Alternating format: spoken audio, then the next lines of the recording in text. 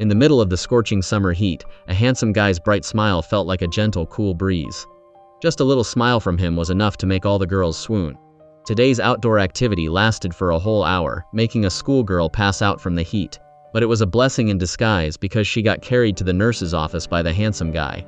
It turned out her fainting just now was a trick to clear the crowd and skip class. It was also a great chance to talk and flirt with the handsome new guy who just moved from Seoul. Just like that, the two of them became super close, sticking together like glue and doing everything together. In everyone's life, there are two things that are the hardest to forget. First is your high school first love, and second is your dream for your future career. When we are young, we have lots of dreams and ambitions, wanting to spread our wings and do whatever we want. But not many people are lucky enough to hold on to both of those things. The young couple used to share the same passion, but 15 years later, they both went their separate ways. The girl is struggling with normal life, dealing with everyday money problems and selling her soul to capitalism. On the other hand, the guy's career took off, making him famous and admired by many people. At the 83rd European International Film Festival Awards ceremony, he had the honor of winning the Golden Wave Award and taking home the prestigious trophy. He showed his deep thanks to everyone in the audience. Soo Bin revealed that there was a girl who planted a dream in the heart of a lost 18-year-old boy.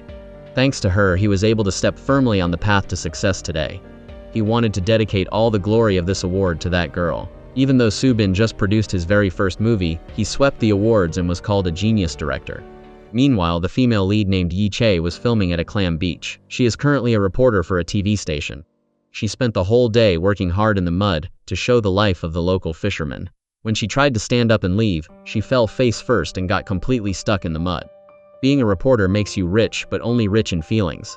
She works day and night for peanuts, coming home totally exhausted. Her mom called to ask Yi Chae for some money for a rent deposit. The girl sighed heavily, wishing she could hit the jackpot. Her clothes were completely filthy and covered in mud, but luckily the nice locals gave her some clams as a gift. Yi Chae happened to see the news interview of the genius director on TV. He revealed that the girl he just mentioned was actually his first love. He kept his promise and wanted to find that special girl. Yi Chae was completely shocked to realize the guy was her old friend from back in the day.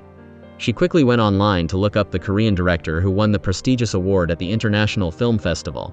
Sure enough, it was her old friend from back then, where they were more than friends but less than lovers. She angrily cursed at the guy for being a jerk, saying if he ever showed his face in Korea again, she would beat him up. Be careful what you wish for. Because right after the interview, Soo Bin flew straight back to Korea, and he didn't tell anyone to come pick him up because he was afraid his fans would sniff him out. During the whole ride, Soo Bin watched the female reporter's clam digging show, smiling to himself and bragging that he was Yi Chae's biggest fan. The taxi driver praised the female reporter, saying she was smart, beautiful, and very polite to everyone. Today, Yi Chae got into a loud argument with the scriptwriter to demand justice for her whole crew. The whole team stayed up late and woke up early to film, but the guy still complained, saying the footage wasn't anything special or new. The two of them argued back and forth with neither side backing down, and the scriptwriter even threatened to replace the reporter just to be savage. Suddenly, the whole company went crazy because the director introduced a young talent who had just returned to the country. That person was none other than Soo Bin. The female lead's eyes went wide in shock as she bumped into her first love in such an awkward situation. She quickly ducked and hid under the table. Unexpectedly, Soo Bin popped out and made her jump. It brought back memories of their high school days. Back then, no matter where Yi Chae went or what she did, she always had a video camera in her hand. Her camera lens pointed right at the handsome guy as he stepped out of a car. He flashed a bright smile, making the girl blush with embarrassment. It turned out today was Soo Bin's first day transferring to the new school. It was a scorching 40 degrees Celsius outside, but the principal gave a speech for a whole hour. He said the students were the future of the country, but he made that future stand out in the blazing sun until they almost died. Yi Chae got super dizzy and just passed out. Seeing that, Soo Bin quickly carried her to the nurse's office. Yi Chae kept her eyes half closed, enjoying how good the guy smelled. As soon as everyone left the room, the female lead instantly woke up. It turned out that to escape the boring outdoor assembly, Yi Chae faked fainting. With acting skills like that, she could easily be a Hollywood star. Soo Bin introduced himself as the new student who just moved from Seoul, which explained why he looked so dashing and completely different from the country boys. The pair slowly became close and shared their dreams and ambitions. Soo Bin had no real passion other than his family pushing him to become a doctor. Meanwhile, Yi Chae excitedly bragged about how she wanted to become a brilliant movie director. The next day, Soo Bin went to his dad's hospital to help out with some errands. By chance, he caught Yi Chae hanging around there. She went up to the rooftop, the highest point in the city, to set up her camera and film the sunset. Somehow, she ended up falling asleep until late at night, and for hours the male lead quietly stayed by her side and even dozed off right along with her. Yi Chae was scared half to death when she opened her eyes and saw the handsome guy sitting right in front of her. She packed up her camera and tried to sneak away quickly before the security guard caught them red-handed. Every day she would drop by the hospital and go home late just to get a beautiful camera angle.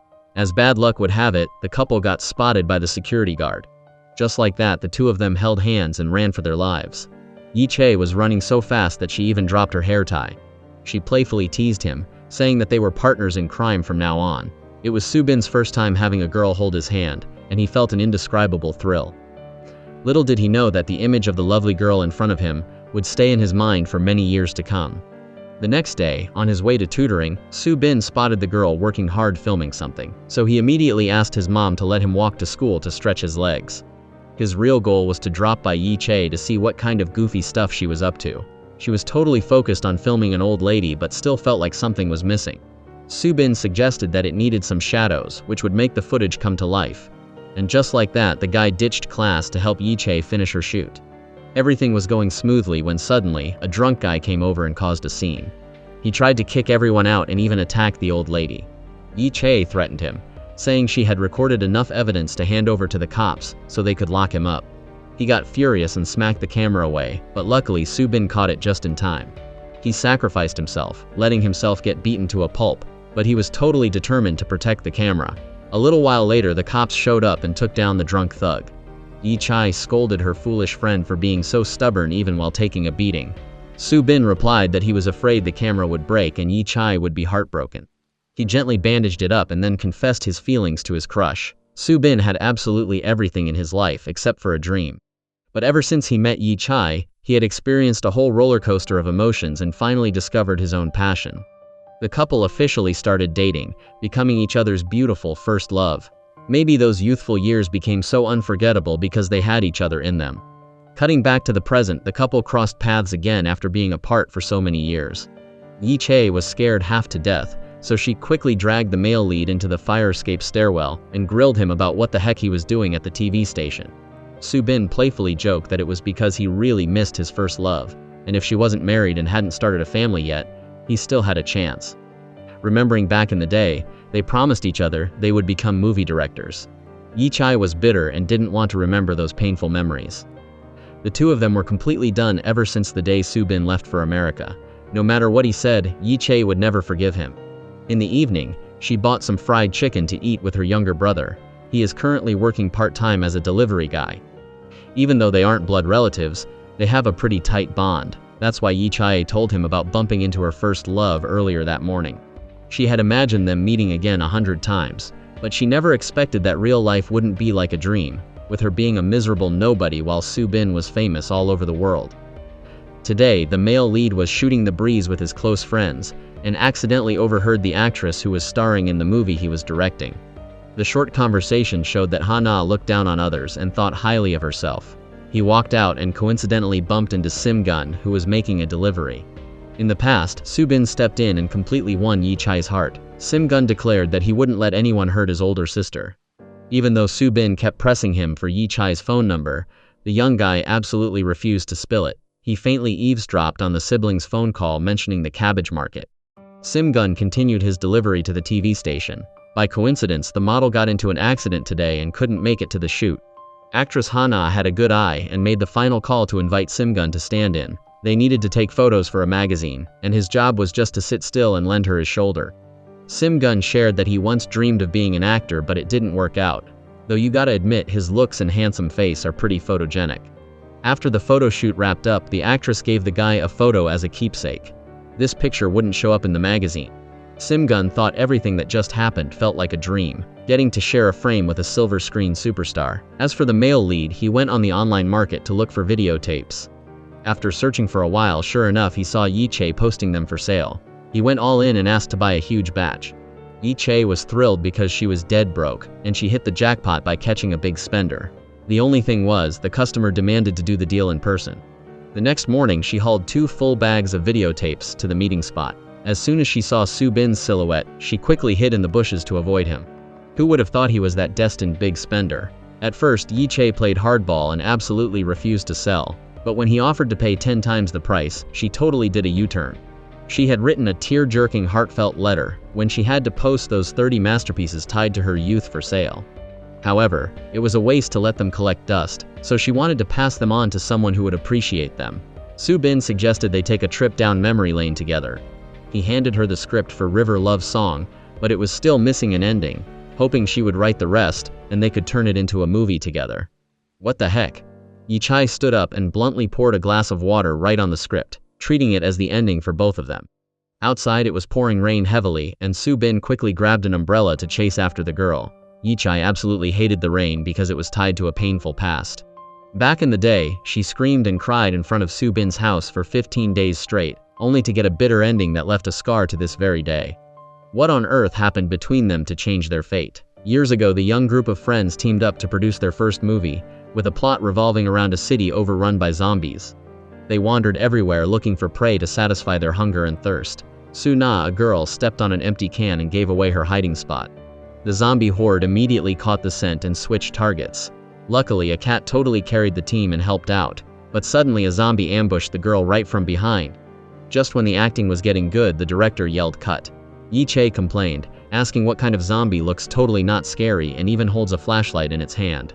She watched it over and over but still felt like everything was super bland with no real highlight. Yi Chae handed the camera duty to her friend, saying that whenever she yelled action, the whole crew should start getting into character.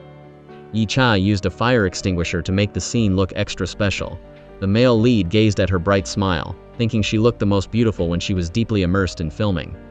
Just as they were reaching the climax, the whole group got busted by a teacher who said school wasn't a place for them to mess around and cause trouble.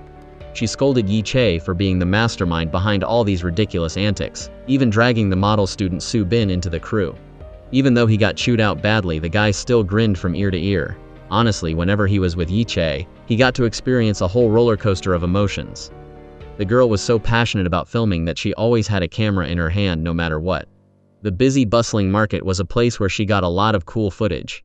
Today, Yi Chae invited the guy to her house to watch zombie tapes, and the couple sneaked around, afraid her parents would catch them. In her secret base full of videotapes that Yi Chae collected, she blurted out a compliment, saying Soo Bin had a natural talent for directing. He opened up, saying he wanted to skip the medical college entrance exam and not follow in his dad's footsteps. Ever since he met Yi Chae, he suddenly realized he was passionate about movies. Through his crush's camera lens, the world became warmer and way more fun. On the flip side, thanks to Soo Bin showing up, the girl gained even more motivation to create her art. The two of them silently acted as catalysts, helping each other achieve their passions. After so many days of hard work, the female lead finally reaped the sweet rewards. Soo Bin rushed to chase down the last bus of the day so he could make it to the awards ceremony on time. Yi Chae was honored as a talented young director. She was just a normal girl whose mom didn't support her filming at all. But right now she proved the saying that if you chase your dreams, success will chase you. She was a little bummed out, because she didn't have any friends there to celebrate with her. Unexpectedly, at the very last minute, Soo Bin brought a beautiful bouquet of fresh flowers to give to his girlfriend. Needless to say, she was thrilled and smiling from ear to ear, and the couple went for a walk on the beach, not forgetting to film some footage as a memory. Besides the fame, Yi Chae also received a prize of 1 million, and she thanked Soo Bin for being by her side through all that time. He really is the most amazing boyfriend ever. Yi Chae came up with the idea of asking Soo Bin to make a movie together. It would be a masterpiece of a lifetime that would make a huge splash. Just imagining both of their names as directors in the credits made her feel super stoked. The couple excitedly joked around, dreaming of a bright future where they could do whatever they wanted. Little did they know, this short-lived joy was about to be snuffed out. In the evening, Soo Bin came home to see his dad beating the crap out of the butler, just because he let the young master skip class and go to who knows where. Soo Bin grabbed his backpack and tried to sneak away to his room. His dad threw shade, saying that in this house, not even the tiniest stain or flaw was allowed. He wiped his son's face with the exact same rag he just used to wipe the plants. Soo Bin could only stand perfectly still, not daring to talk back to his dad. Meanwhile, the female lead happily went home, planning to show off her award to her mom. She caught a customer sitting in front of the door buying her pile of videotapes. It turned out her mom had cleaned out her secret base and planned to sell everything off. Business at their shop was dead, and living expenses were tight, so her mom wanted to make a few extra bucks. She considered the videotapes a burden that only took up space in the house. Yi-Chai burst into tears and sobbed heavily. Up until now, her mom had never asked about, cared for, or supported her kids' dreams. Now, even when she won a 1,000,000 won prize, her mom couldn't even give her a single word of praise. Yi-Chai frustratingly stormed out and coincidentally bumped into Su-bin. He asked the girl why she was being a crybaby, and she dropped a bold line saying, "What genius hasn't gone through hardships?" The more thorny and tough things got, the more determined she was to see it through to the end. Su-bin didn't spill the beans about getting scolded by his dad for ditching class to go congratulate his girlfriend. He was totally ready to be her solid rock, always supporting all of Yi-Chai's passions. Hearing those words, her hurt heart slowly became strong again. The next day, the couple watched the very first short film directed by Su-bin together. It was just some beach scenes and daily school life that weren't even 2 minutes long. But somehow Yi-Chai was so moved that she teared up and cried a river. A brilliant director doesn't just look at life with their eyes, but also feels it with their heart. She suggested that the two of them make a romantic love movie, but first, they needed to experience what a first kiss was like, so they would know how to film it. Su-bin was speechless that she asked to lock lips without any hesitation at all. He turned her down, promising that they would only lock lips after they passed the entrance exam for the film department. He was scared that if they locked lips now, things would get out of hand and she'd want to have a baby next. In the following days, the couple stuck together like glue. Outside of class, they focused on writing the script and discussing how to perfectly edit the movie. In a massive sea of people, finding someone on the exact same wavelength isn't easy at all. Those youthful years just quietly and peacefully passed by. Cutting back to the present, the female reporter was working at a green vineyard, and by coincidence, the TV station invited Su-bin to join as a special guest. He brought along a beautiful bouquet of fresh flowers, just like the one he gave his crush back in the day. Yi-Chai pulled a long face and couldn't care less about accepting his heartfelt feelings. That was completely opposite to his crazy fans, who immediately swarmed the handsome guy as soon as they saw him, begging for autographs and taking all sorts of pictures. Even so, Su-bin's eyes were still only locked on one person. Her co-workers praised Su-bin for being ridiculously handsome, saying it would be a total waste if he didn't become an actor. Rumor has it that netizens are digging up the first love that Su-bin had mentioned, wondering which lucky girl has the blessing of being Su-bin's girlfriend. A little later, the couple rehearsed the script before filming, and Su-bin frankly revealed that his whole purpose for coming here was to see Yi-Chai. Other than that, he didn't care about anything else at all. The guy took every chance to get close to his crush, completely ignoring the fact that she was giving him the cold shoulder. Yi-Chai was red with anger, biting her lip, which was the exact same habit she had back in high school. She threatened the guy, warning him not to pull any funny business later, or else he'd be sorry. After preparing everything carefully, the whole crew officially started rolling the cameras. Reporter Yi-Chai acted super professional, hosting the show Exploring the Vineyard. She introduced today's special guest as the brilliant director Su-bin. The second the director yelled "cut," she instantly dropped her character and her smile totally vanished.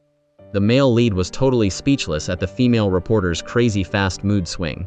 Next, they picked grapes together while exchanging a bunch of questions exactly according to the script.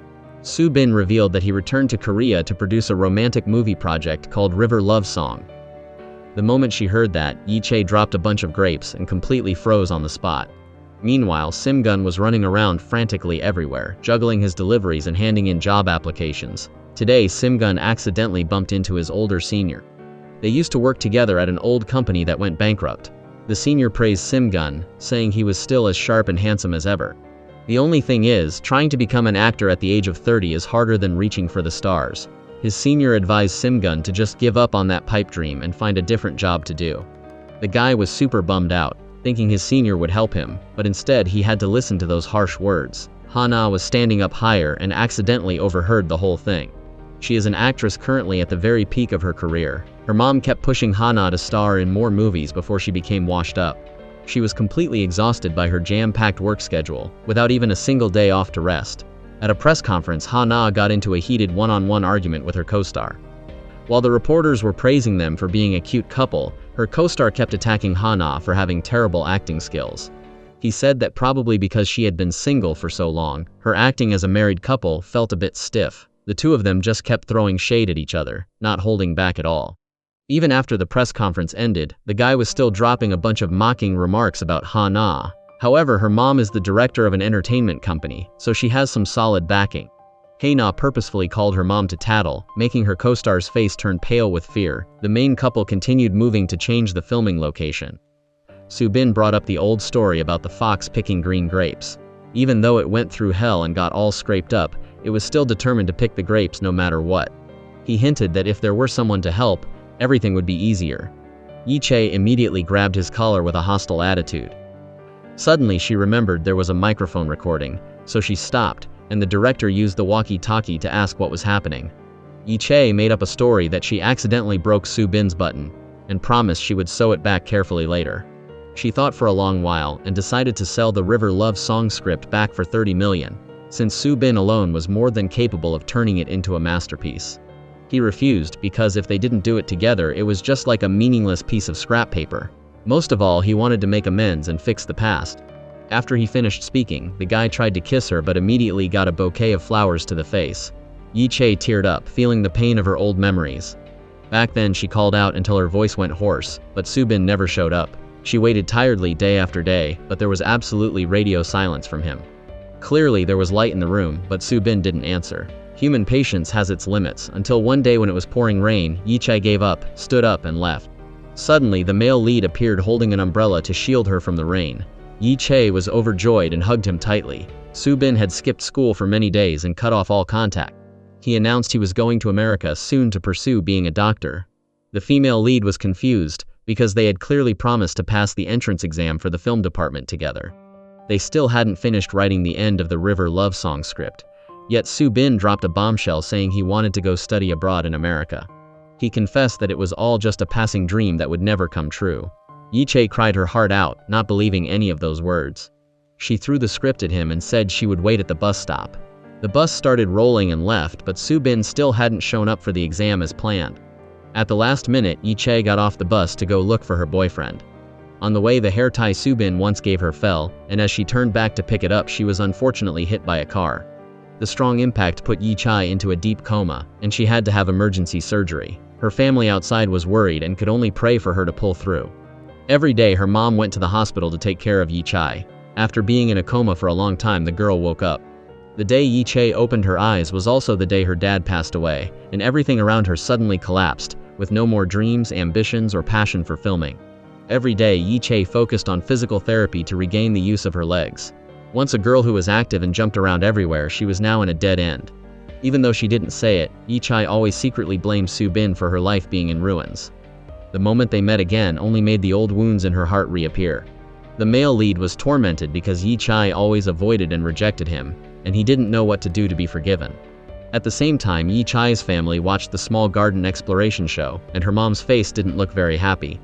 In the evening, the female lead dropped by her younger brother's place to vent a bit. Simgun advised her not to get involved with the person who once dumped her, so she wouldn't have to suffer and be heartbroken a second time. The vineyard exploration show got high ratings thanks to Soo-bin's appearance. Somehow her coworkers started suspecting that Yi-chae was actually Soo-bin's first love. Today, the director treated his staff to a big fried chicken feast on the condition that they had to get Soo-bin to join a second time. Their show might even be aired during prime time. In the end, Yi-chae was tasked with inviting Soo-bin to film, or else she wouldn't get paid.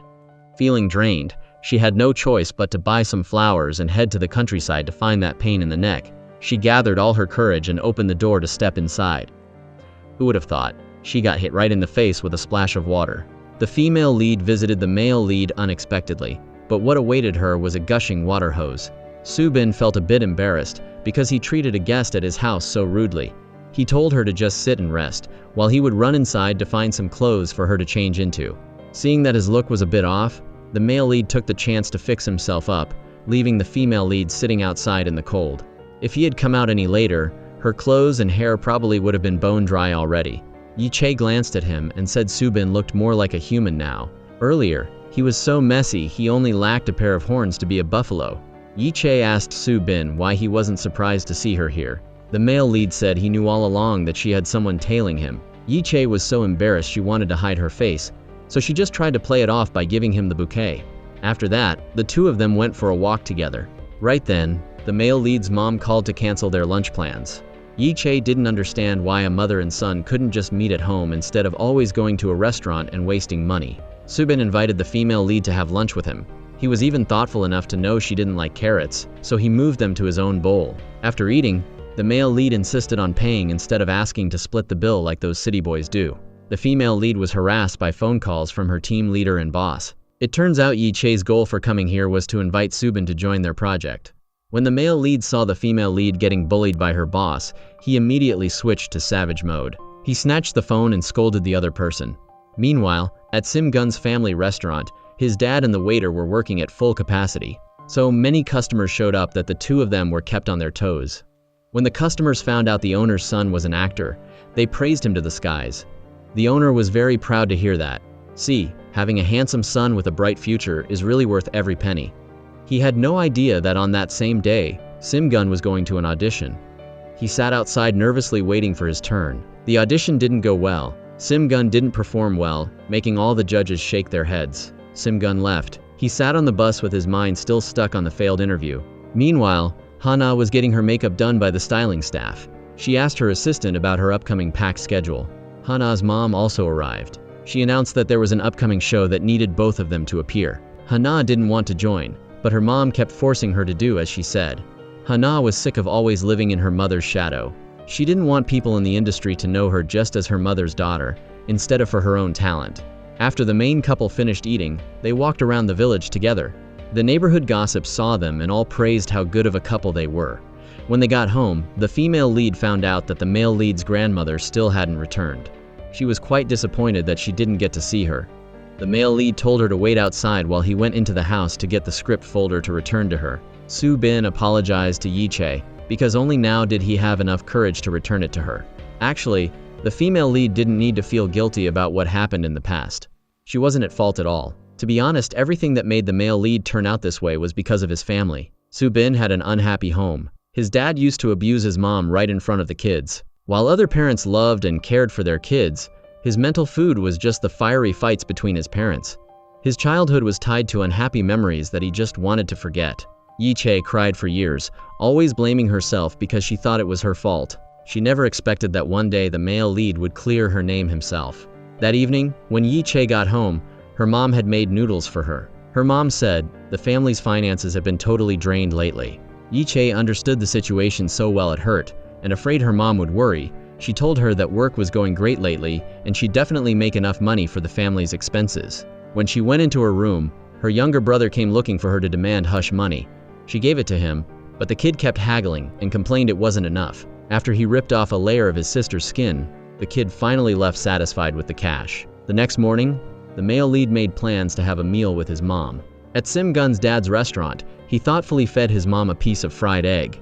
Even though it wasn't some fancy or expensive delicacy, his mom said it was the best meal ever, because as long as she could eat with her child, any food would taste surprisingly good.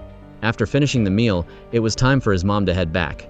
She told the male lead that she loved him very much and never hated him. Subin understood all of his mother's suffering. He never blamed his mother. When the male lead got home, he saw the shirt that the female lead had returned. Did she choose a time when he was out just to avoid seeing him? In the evening, the female lead finished work and was walking on the street. She accidentally bumped into a girl, making her stuff drop all over the street. The female lead leaned down to pick them up, but her mind drifted back to the past. In a split second of not paying attention, she was almost hit by a truck. Luckily, the male lead arrived just in time to save her life. After that, the two of them found a place to grab a drink and give the female lead some time to calm down. Not sure if it was the shock from the accident or the memories, but the female lead's mood was really bad. She asked the male lead if this art career that makes the world beautiful was actually pretty ungrateful. Subin said every job is like that. There will always be temptations. As long as we stay true to ourselves, we can handle anything. When she got home, the female lead flopped onto the sofa and thought about her life. She pulled out the script folder she had tucked away to read it again. This was her first work, written back when she was still in school. The story revolved around a main character who was a courtesan but had a dream of becoming a poet. Later, when her best friend was accidentally murdered, she swore she would live to get revenge for her friend. But then life pushed her in a different direction, and the girl ended up falling in love with her friend's very killer. In the end, she stood between two choices, love on one side and revenge on the other. Back then, Subin was always by her side, helping her find inspiration to write. The next morning, the male lead met his older brother for a meal. The whole time, He couldn't eat a single bite and just kept rambling on and on. Soo-bin said before the female lead gave him the script because she wanted it to always remind him not to give up on his dreams. But yesterday he brought the script back to her already. Now he feels stuck in his own life. After hearing the story about the male lead returning the script, the other guy yelled out loud. He overreacted and even said he wanted to go to America to hide. The male lead suspiciously asked if he had secretly copied the female lead's script, right? When the other guy heard that, it was like he was caught red-handed. He kept dodging the question by just laughing it off. At the same time, in the morning, Hana had a filming session with Sim-gun. The two of them acted together pretty well, so they didn't have to redo it many times until they were tired. When it was lunchtime, everyone took a break. The assistant reminded Hana that her mom told her she needed to eat alone in the dressing room instead of eating with everyone to keep up her image. But Hana is a rebellious daughter. She doesn't like to follow her mom's orders exactly. She took her lunchbox and ran to Sim-gun's truck and ate happily. When Sim-gun came out, he saw her sitting there already, and seeing that he was starving because his meal was taken, Hana felt bad and shared half of her meal with him. To thank her for sharing her food even though she was hungry, Sim-gun later rode his motorcycle and took her out to hit the streets for a while. Hana didn't expect that being able to satisfy her passion for speed and being her true self would be so refreshing. Sim-gun drove the bike weaving through traffic and zigzagging. Just like a real street boy. Let's hope the traffic police don't see it and fine them. When they got back to the film set, Hana realized she forgot to return the helmet. In the evening, while Hana's mom was exercising, the assistant came to report her upcoming schedule. He also reported that Hana secretly snuck out to meet a friend. When the mom heard that, it really hit a nerve. She went crazy and scolded the assistant for taking the money but not managing her daughter well. That night, Sim-gun drove home. When he went upstairs, he was very surprised to see Hana coming to find him. She said she had been waiting for him for a long time. Sim-gun's place has a pretty prime location. Its view can look directly at Hana's advertisement photo. She said she knew Sim-gun had been her fan for a long time, but she was afraid he was shy, so she didn't say anything. Hana said the feeling of sitting on the back of his bike today was great. She asked if next time he could continue to drive her on a road trip like that again. Of course, Sim-gun couldn't turn down this beautiful lady. Hana said so they should become friends. She also gave back the helmet as a gift for becoming friends with him. The next morning, Hana's mom, Director Ann, had an appointment with Jin, who is the male lead's older brother. This woman is very calculating and knew Jin was holding on to a top-tier high school youth script, so she wanted to make an excuse to see it and copy it. But Jin was very firm. He said they could wait until they officially confirmed their partnership to look at it, and it wouldn't be too late then. Director Ann was really salty about being rejected. She was even more bitter when she saw the male lead arrive, but he looked down on her and didn't even bother to come see her. On the way there, Jin kept bringing up the female lead. It felt like this bull demon was actually crushing on our female lead. Right then, Yi-chae called and said she wanted to meet the male lead. So, the guy chose a pretty face over his brother and dumped Jin right out of the car. This guy was even tossed aside like a piece of trash, without a phone or a single penny in his pocket. In the evening, the female lead was called by her unpleasant boss to be a designated driver. This guy was drunk, and since the alcohol was talking, he rambled so much it was exhausting. He was about to get physical with the female lead when the male lead showed up. He made an excuse that the female lead had also just had a few drinks with him to keep her from having to drive the jerk boss home. Seeing Soo-bin meddling in his business, the jerk boss threw a few shady remarks at him. But when he heard the male lead mention the time he sucked up to his superiors to get a promotion, the guy went dead silent. In the end, the female lead still said she would drive this unpleasant boss back, because she had to stick with this job to earn money and take care of her family. Once in the car, the female lead turned into a road hazard, driving like she was possessed, which terrified the boss. The car swayed like a horse carriage, and the sheer terror made the boss sober up instantly. He begged the female lead to go easy on him and spare his miserable life. When Yi-chae was done playing around, she pulled the car over. She dragged the old boss out of the car, and they got into a struggle that ripped the female lead's sleeve. This was the last straw, making the female lead angry enough to shove the old boss down. She declared that she wasn't doing this job anymore, then tossed the car keys into the river before coolly walking away. She acted all tough just now, but when she was alone, the female lead felt very self-pitying, and walking all by herself on the road, she was actually pretty scared too. Luckily, right then, the male lead appeared like a god, put his coat on her, and walked with her. The two of them went to a bar, where the female lead drank again, got drunk, and started crying. She kept lamenting her life, never expecting that after being unemployed, she'd just pick a random job to survive, only to stay stuck in it for so many years. After years of selling her soul to capitalism, she had been physically and mentally tortured to the extreme. The next morning, the female lead woke up in the male lead's bed. She thought she had been totally devoured by the male lead. Yi-Che planned to flee the scene, but right then someone knocked on the door, so she ran away in a panic. By some crazy stroke of luck, she ran straight into the bathroom where the male lead was showering. The two of them faced each other at close range while barely wearing anything, making the atmosphere incredibly suggestive. Standing next to a hottie in this awkward situation, the female lead's dirty mind started racing. She was already thinking of 72 yoga poses. The male lead saw her starting to think about random stuff and couldn't help but chuckle. He gave her a playful tap to wake her up a bit. Subin helped Yi-Che dry her hair. Then he told her to wait outside so they could talk clearly about what happened last night. While waiting for the male lead to finish showering, the female lead imagined 800 miles of scenarios where he'd play the victim and demand a title. But Subin said nothing happened between them. She was just drunk, raised hell, and even listed his stuff and apartment for sale on social media. The female lead was totally shell-shocked hearing that. Oh my god. When she got back, she saw a bunch of bargain-hunting aunties gathered at her place. Yi-Che was hurting. Yi-Che collapsed. Yi-Che didn't know how to clean up this mess.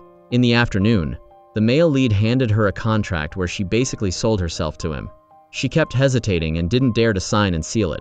Subin understood her worries. Scammers are everywhere these days, and even people you know can rip you off. There are 5 scammers in every square meter. The male lead talked for a while, and finally managed to manipulate the female lead's mind. Jin only showed his face after the plan succeeded. He said he saw her slippers at Subin's house this morning, then looked at her like he knew exactly what was going on. The female lead was so embarrassed her face was burning. She didn't expect to be caught after hiding so carefully. Right after that, Jin went to find Yi-Che's old boss. As the female lead's new agent, he threatened to sue him. At first, the boss argued stubbornly, until he heard Jin expose how he had exploited Yi-Che. He worked her like a dog, but paid her peanuts. He was super moody, and whenever something went wrong, he'd just take his anger out on her and fire her. The boss was totally speechless hearing that. In the afternoon, Hana and Sim Gun both had filming schedules at the set. There was an actor in the crew named Mr. Gu. This guy was such a bad actor that the whole crew had to reshoot the same scene over and over. The director got pissed because he wasted so much time and effort. He called Sim Gun out to stand in for him, but he acted so well that he nailed it in one take, even more perfectly than a professional. Mr. Gu felt threatened. He was afraid Sim Gun would steal his role, so he called him outside to intimidate him. Hana witnessed it all while the guy was bullying Sim Gun, so she rushed in to be his bodyguard. Hana switched to savage mode.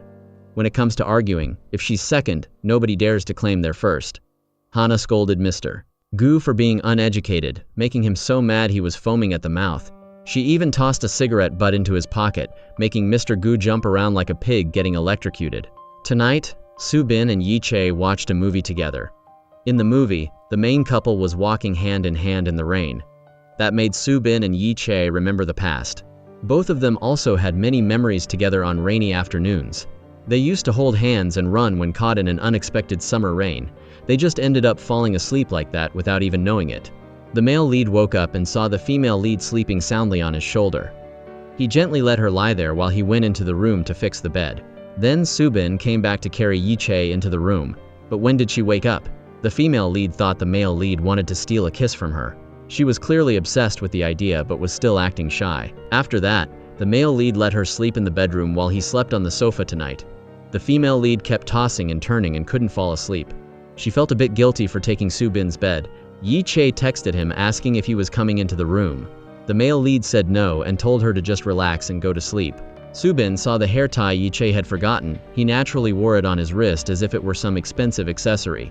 The next morning, the male lead woke up and went to eat breakfast. Jin saw the hair tie on his wrist and Subin's exhausted face. His mind started wandering off, thinking the main couple had overexerted themselves last night. In the morning, the female lead sat down to write the script, but she tried everything and couldn't find any inspiration. Yi-Che felt like she was completely incompetent and useless. So the female lead ran out to the park to cool off. She sat there with a face that looked like she'd lost everything. 2 old men nearby were bad-mouthing the youth of today. They said they're lazy, only want to eat, and can't handle hardship, so they end up living off their parents. One of the old men happened to see the female lead's tragic face. He quickly dragged his friend, who was still rambling on, away to stay safe. Yi-Che, seeing that, felt even more discouraged. She was just stuck for ideas. Why did she look like she was unemployed and antisocial in other people's eyes? Yi-chae went to find Simgun for some comfort, but this guy was as dry as a bone and couldn't say anything decent.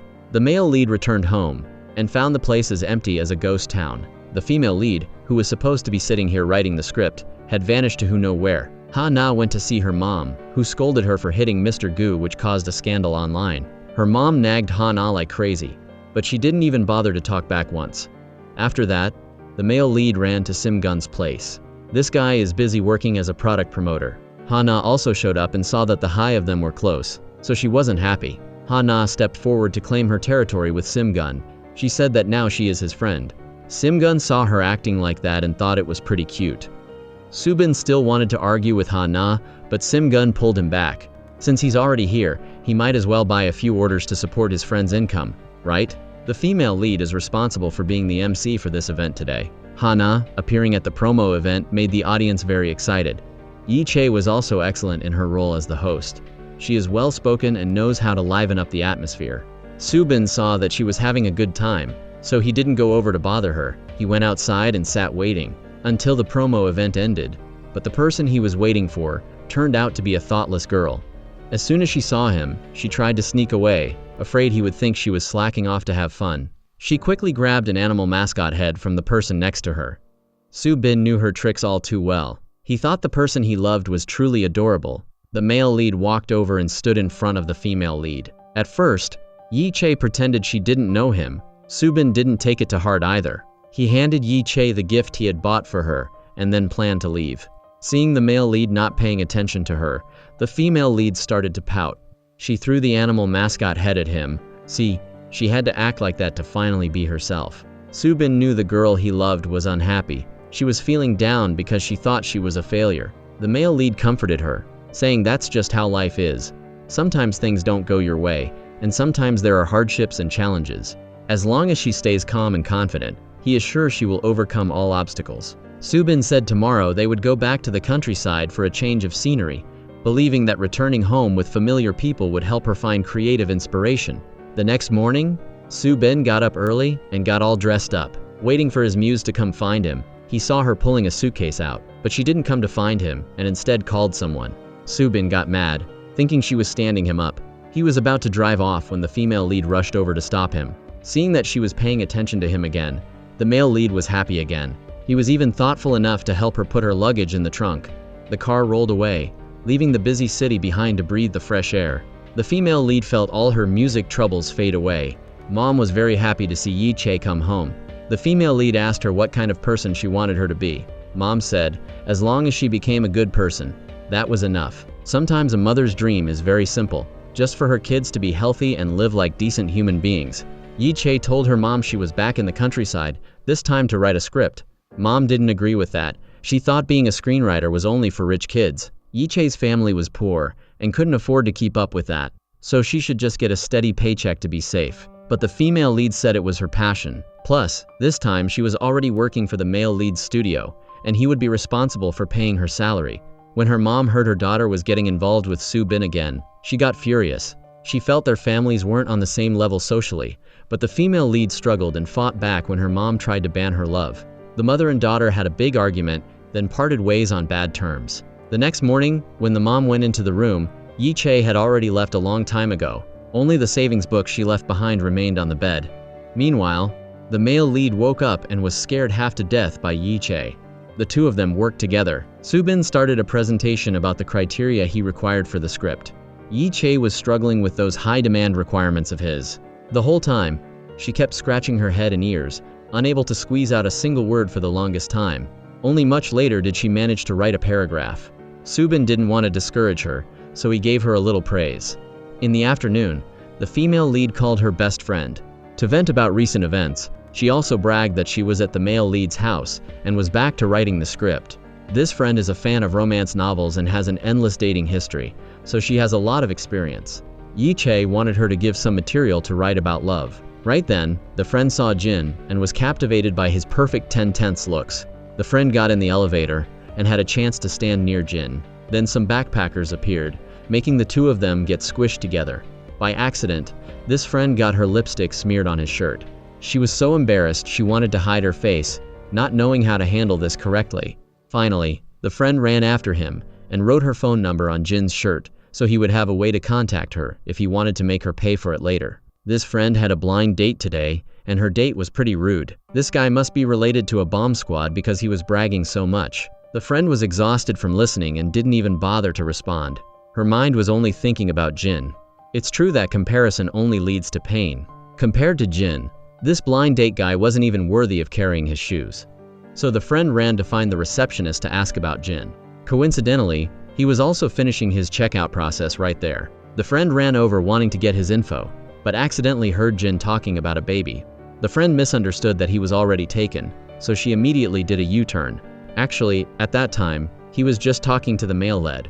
In the afternoon, the male lead and female lead sat and worked together again. The aunties kept calling to bother Yiche. It got to the point where she was so annoyed she had to turn off her phone. It was already late afternoon, but the female lead still hadn't written many words. She just held her head in helplessness, which was quite pitiful. Su-bin saw that, so he ran over to guide her. He stood behind her at a close distance, showing Yiche how to describe the character's inner feelings and how to lead the romance between the male and female leads so it felt really genuine. And even the way to describe when they are together, when they share a really romantic kiss. The male lead talked a lot, but not a single word went into the female lead's head, because she was busy staring at his red, juicy lips and imagining what it would taste like to kiss them today. Yiche almost turned her thoughts into reality. Luckily, at the last minute, she slammed the brakes in time before it was too late. After that, the female lead avoided the male lead's face. She ran outside to clear her head. By accident, the female lead got caught in the rain and couldn't get home. Meanwhile, the male lead at home was worried sick. He rushed out with an umbrella to go look for her. In her hardest and loneliest moment, her lover came looking for her. Yiche was so moved that she couldn't control herself anymore and rushed toward him. Then she took the lead and gave him a kiss, while the summer rain acted as a witness to this sweet love story. When they got home, Yiche didn't dare look straight at Su-bin. She could only turn her back to explain. She said she hoped he would forget everything that just happened, because maybe she got too into the role while writing the kiss scene and did it without thinking. Su-bin stepped in front of her, demanding Yiche look him in the eye and repeat what she just said. Faced with his questioning, Yiche could only grit her teeth and insist it really was just because she was too focused on work. Hearing that, the more Su-bin thought about it, the angrier he got. After returning to his room, he couldn't hold it back anymore, so he finally opened his mouth and told Yiche to leave the house. Even though those were the words he said, Su-bin still felt uneasy. He secretly called a friend, asking them to take Yiche home safely. Nobody expected that the person he had just kicked out the day before would show up by his side again the next day. In another way, as soon as he stepped into the elevator, Su-bin ran into his abusive father. Without saying a word, the man coldly pressed the close button. That heartless act made Su-bin freeze, and a bad feeling immediately rose in his heart. When the elevator doors closed, his father pulled a bunch of keys from his pocket and opened a secret control panel inside. Every time he pressed another button, Su-bin's body shook uncontrollably. When all 6 buttons were pressed, the elevator stopped on the 5th floor, all the lights went out, and darkness immediately swallowed the father and son. That familiar suffocating feeling rushed back once again. Su-bin felt like he couldn't breathe, because ever since he was little, his father had always used this method to punish him. Whenever Su-bin did something that made him unhappy, he would be locked in the office with the door bolted shut and left in the endless night to reflect on himself. Those months and days of mental torture left a huge psychological wound in Su-bin. Every time he ended up in a similar situation, he felt like he turned back into that helpless child from years ago, reliving a fear that he thought was buried. In reality, Su-bin's father had cut ties with him a long time ago. This time, he intentionally tortured him just because he heard from a coworker earlier that day that Su-bin had shown up at his hospital, making his long-suppressed anger explode, and the elevator stayed stuck for a long time. Just when Yiche was about to leave after waiting outside for quite a while, she saw Su-bin's father step out of the elevator. Just one look was enough for Yiche to realize something was wrong. She immediately rushed inside and saw Su-bin huddling in a corner, his whole body shaking. Yiche didn't hesitate for a second to hug him tight, gently patting his back and whispering in his ear, "I'm right here." In her arms, along with Yiche's gentle, comforting words, Su-bin's intense emotions finally started to calm down. But seeing how much pain he was in, Yiche felt even more worried. That day, Su-bin locked himself in his room, not wanting to see anyone. Yiche almost knocked several times, but her hand just quietly dropped back down. Finally, she didn't bother him but just sat with her back against his door. softly saying, "I'm still right here." On the other side of the door, Subin also quietly sat down. The two were separated by a door, but it felt like they were making up for the time they had missed each other. At that moment, Yiche was like a beam of light shining into Subin's heart that had been closed for many years. That quiet protection made Subin feel incredibly warm and moved. The next morning, Subin accidentally saw the scar on Yiche's ankle.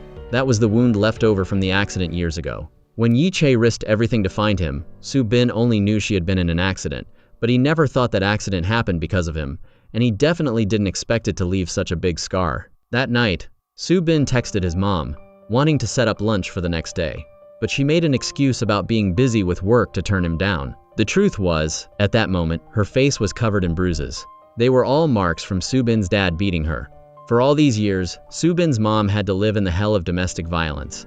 Every time something didn't go his way, that man would vent all his anger on his wife. And after the meeting with Subin at the hospital today, his anger went even more out of control, signaling that new tragedies were about to keep happening. Just as Subin and his friends had finished eating and were getting ready to go home, he suddenly got a call from his mom. He immediately ran to the front door of the house with Yiche. But right as he stood before that familiar door, Subin suddenly froze, because this place held all the most painful memories of his childhood. But for his mom's sake, Subin still gathered all his courage and stepped inside. Yiche kept Subin's mom downstairs so he could go upstairs alone to face his father, who was as cruel as a wild beast. Crossing the hallway that was both familiar and incredibly long, every step felt like another time Subin had to face the fear buried deep in his past.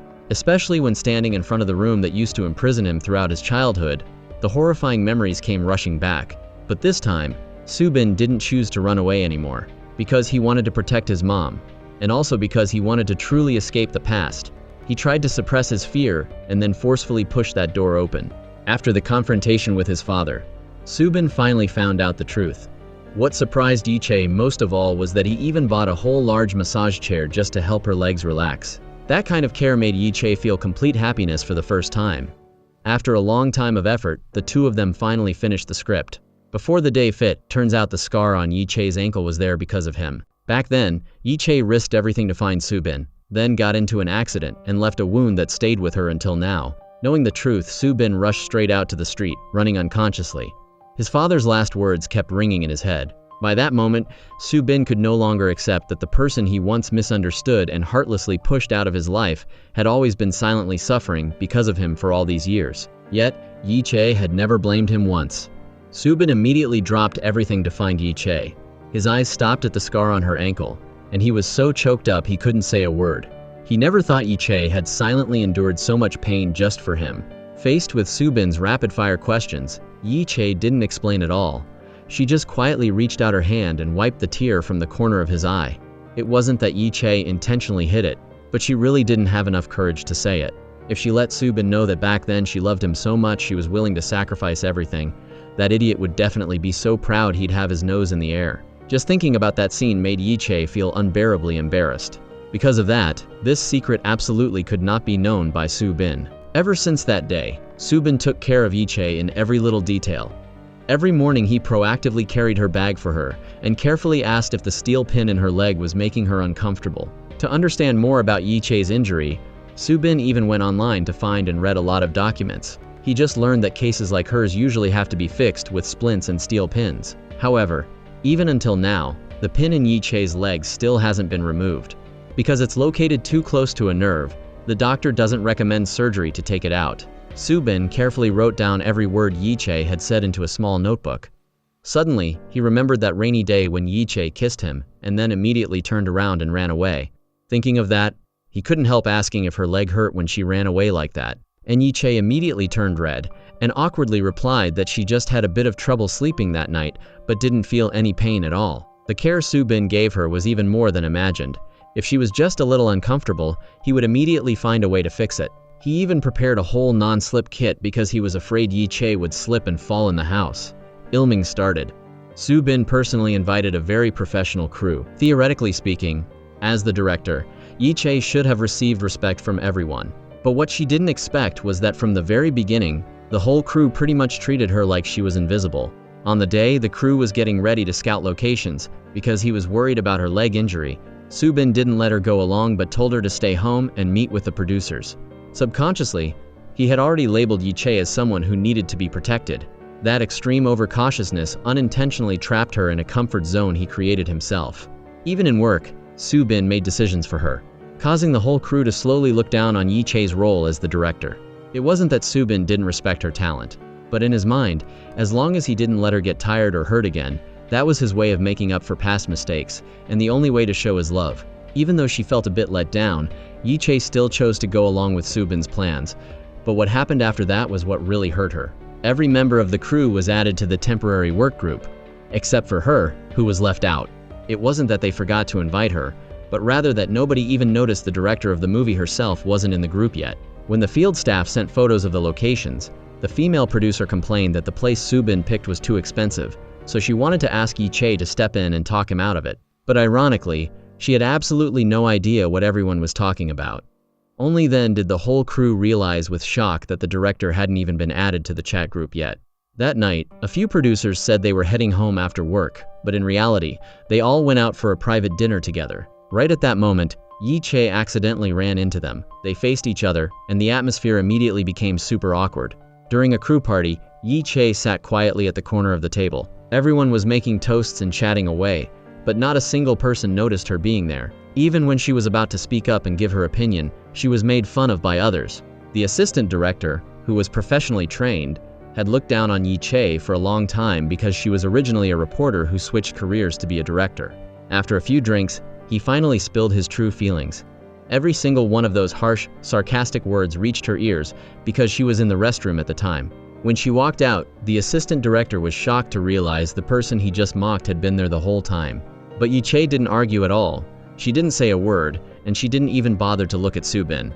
Back at the party table, Yi Che tried to swallow her pride and make an effort to fit in with everyone.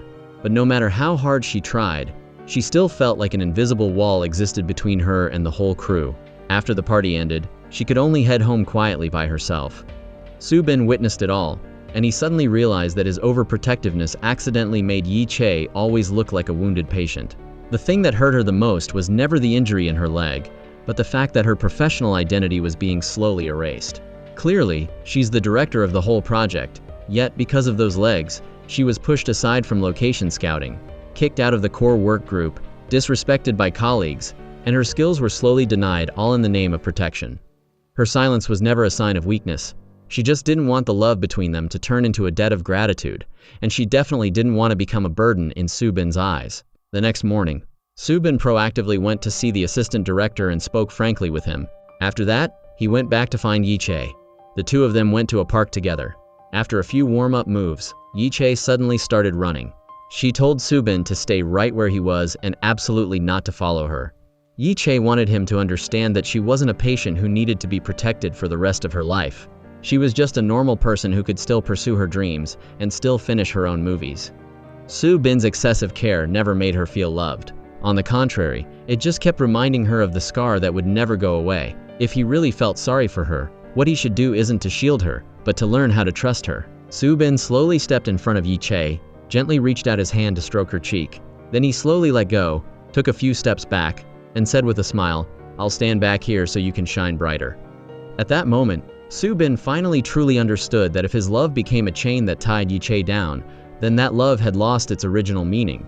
Once again, he sincerely apologized to her, and the moment Yi Che turned and walked away, she couldn't hold back her emotions anymore, as tears quietly rolled down her cheeks.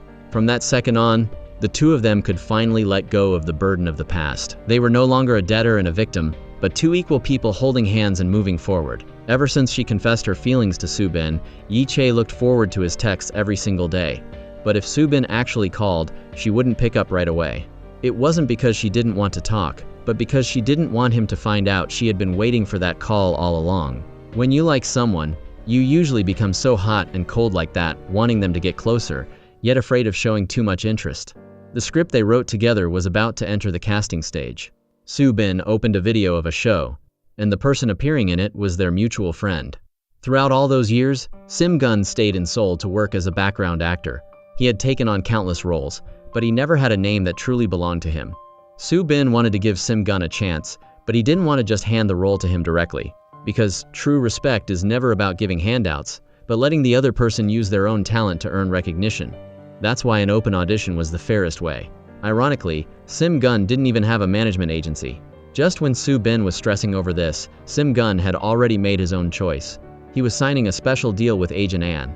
She was not only the mother of the top star Ha-na but also the founder of an entertainment agency. Agent An could provide Sim Gun with the best resources, giving an actor who had only done background work for years a chance to become a leading man overnight. But the catch was that he had to keep his distance from Ha-na and absolutely must not develop feelings for her. Originally, Soo Bin came here to discuss a partnership for the movie with Agent An, but he never expected to run into Sim Gun signing the deal right there. Soo Bin absolutely could not accept this. Because in his eyes, an actor must use their skills to win a role, not use a trade-off to get an opportunity. But Sim Gun had his own reasons. For him, instead of letting someone important to him take a risk, he'd rather choose this path full of prices to pay. Because for someone who has been on the sidelines for too long, the scariest thing isn't failure, but never having the chance to change your own fate. After learning the real reason behind this, Jin explained the situation to Soo Bin on behalf of Sim Gun.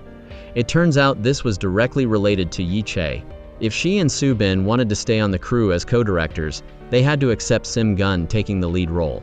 Because in Agent An's eyes, Yi Che is just a rookie director and doesn't have any special value at all. She thinks an inexperienced person like her basically has no right to take charge of a whole production. But just so Sim Gun can join the crew, she can temporarily accept Yi Che's presence. If not, she will directly strip away the co-director status of Yi Che and Soo Bin. When he got home, Sim Gun saw Ha-na waiting for him. Ha-na had absolutely no idea that Sim Gun had signed a deal with her mom. She just happily asked him what happened today like any other day, not noticing anything weird about Sim Gun. She even gave him a gift she had prepared beforehand, and even put a special stamp that belongs only to her on the back of his hand. To Ha-na, that moment was simply a way to show the closeness between two friends. But to Sim Gun, it became a kindness that he couldn't return. In the end, Sim Gun still hurt Ha-na deeply. For all these years, she has always lived the life her own mother planned out.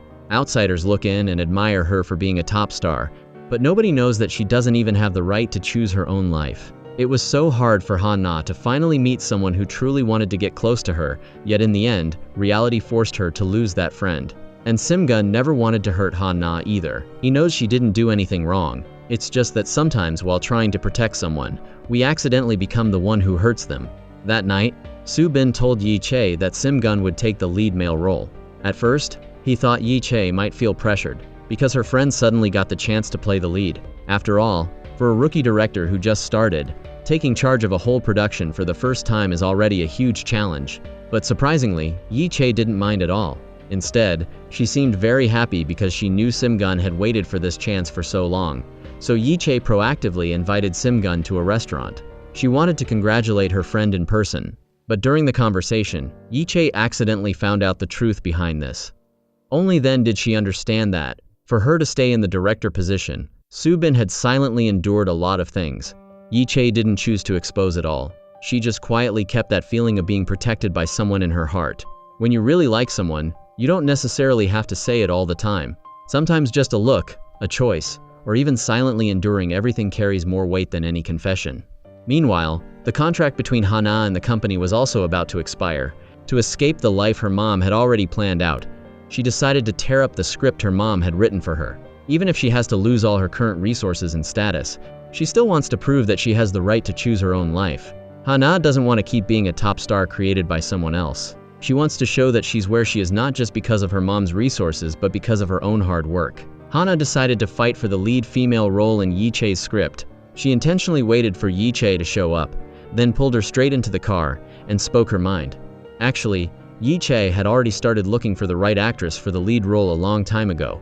Especially after seeing Ha-na, she almost immediately knew this was the person she was looking for. But Yi Che knows one thing for sure.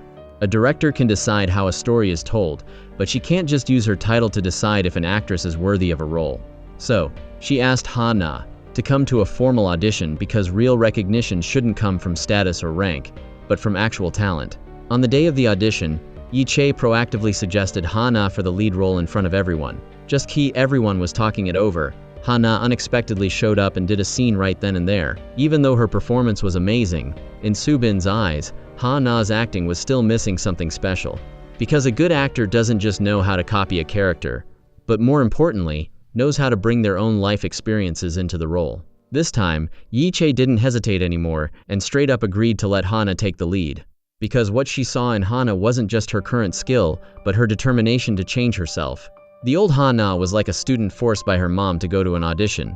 She didn't know why she was acting, and she didn't know who her future belonged to. But today's Hana standing here is someone who chose this path herself, and someone who truly wants to change their life is sometimes even more important than talent. When she found out Sim-gun was the lead actor, Hana immediately went to find him. She couldn't believe that the friend she trusted most had become the person she can't even get close to now. By the evening of the contract signing, Hana and Sim-gun both showed up at the set at the same time. It was clear the two were about to film a love scene, but the awkwardness and the gap between them were so obvious that everyone there could see it. Their relationship now wasn't just a simple argument anymore. Faced with reality, neither of them knew how to face the other person. Soo-bin saw the problem right away, so he said if the friendship was over, then they should just try dating. Yi-chae was still a little worried, because if there aren't real feelings between the two actors, it's really hard for them to act out a love that can touch the audience's hearts. But Soo-bin believes some feelings don't need to be forced. If they just have enough space, real emotions will naturally show up. After that, Soo-bin suddenly asked Yi-chae what the feelings between them in high school actually were. Yi-chae thought for a second and answered it was love. Because back in high school, their feelings were already love. And after years apart, when they found each other again, that feeling was still love. Actually, the most precious relationship isn't about never changing. It's that after time, misunderstandings, and distance, both are still willing to choose each other once more. Soo-bin and Yi-chae are exactly like that. They once missed out on each other, but now they're becoming the strongest support in each other's lives. To help Yi-chae get used to being a director soon, Soo-bin specifically took her to the set. This place used to be just a distant dream to her. She closed her eyes and then opened them once again. In that moment, she felt like she had truly stepped into a world she created herself. By the time Yi-chae snapped out of it, Soo-bin had prepared 2 chairs. One of them had the words Director Yi written on it. He let her sit in her own chair and then shouted action with her. Right then, Yi-chae finally understood that becoming a director never starts with other people recognizing you. When they got home, Soo-bin suddenly found the door lock had been brutally broken by someone. Soo-bin just wanted his father and Agent An to leave, but he never expected to hear his father say that Agent An was the mother who abandoned him years ago. Facing this truth, Soo-bin didn't show any shock. He was even so calm it was almost cold. Clearly, he already knew who his birth mother was, so the one who was actually surprised was Yi-chae. She was the person who had been kept in the dark about everything until now. Agent An didn't want to admit this mother-son relationship. She kept explaining that she wasn't Soo-bin's mother, that she only came here for her daughter, Hana. Before leaving, Soo-bin's dad couldn't help but mention that he was the one who healed her legs years ago. But Yi-chae told him that even though he cured her legs, her life didn't just go back to normal because of it. The person who really helped Yi-chae stand up wasn't her recovered legs, but it was actually Soo-bin, the person who was always by her side. Yi-chae spoke up loudly against Soo-bin's dad, also to let everyone know just how important Soo-bin is to her. There are people who can heal wounds on your body, but they might not necessarily be able to heal your life. The person who truly changes someone is usually the one who is willing to see your pain, stay by your side, and help you believe once again that there is still hope for the future. Agent An spoke from a mother's perspective to scold Soo-bin, questioning why he wanted Ha-na to take the lead female role. She thought Soo-bin was using his status as a brother to help his sister. But in reality, from beginning to end, Soo-bin had never admitted to any family relationship between them. All of those things were just part of Agent An's imagination. Soo-bin didn't fight back at all. He just quietly let his eyes turn red. Even though all these years he never really saw Agent and his family, that thing called blood ties ultimately couldn't be completely cut off. He could accept the fact that his mother didn't love him, but he couldn't accept a mother saying words that hurt her own son with her own mouth. Because for a child, the cruelest thing isn't being abandoned, but seeing your mother exist right before your eyes yet never being chosen by her. When he was little, Soo-bin often heard his aunt and uncle say that the more he grew up, the more he looked like Agent An. Even though he was very young, he still understood the meaning hidden behind those words. Mom knew very well that Soo-bin wasn't her biological son, but she always treated him like her own. Meanwhile, his father frequently abused Mom. Soo-bin was too little back then, so he always thought all those things happened because of his existence. So he once naively thought that if he just returned to his biological mother, maybe his life would change. Soo-bin begged Agent An to adopt him, hoping he could have a real home that belonged to him. Unfortunately, Hana was the only one in Agent An's heart back then. She chose to ignore Soo-bin's expectations. In the end, she cruelly took him back home, leaving him to continue suffering from his father's abuse. From that day on, Subin's world completely lost its light.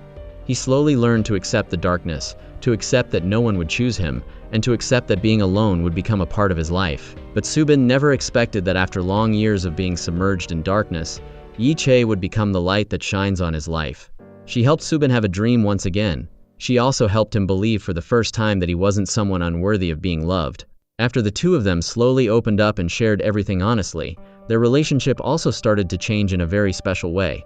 Yi-chae just casually said that it had been a long time since she slept with someone else, not expecting that in the very next second, Subin's expression would change immediately. All day long, Subin kept clinging to that story and wouldn't let it go. Seeing his jealous but cute look, Yi-chae had to explain that back in college she dated a very handsome guy. The high of them happened to spend a night together. He was an acting student at the time, it's just that they haven't been in touch for a long time now.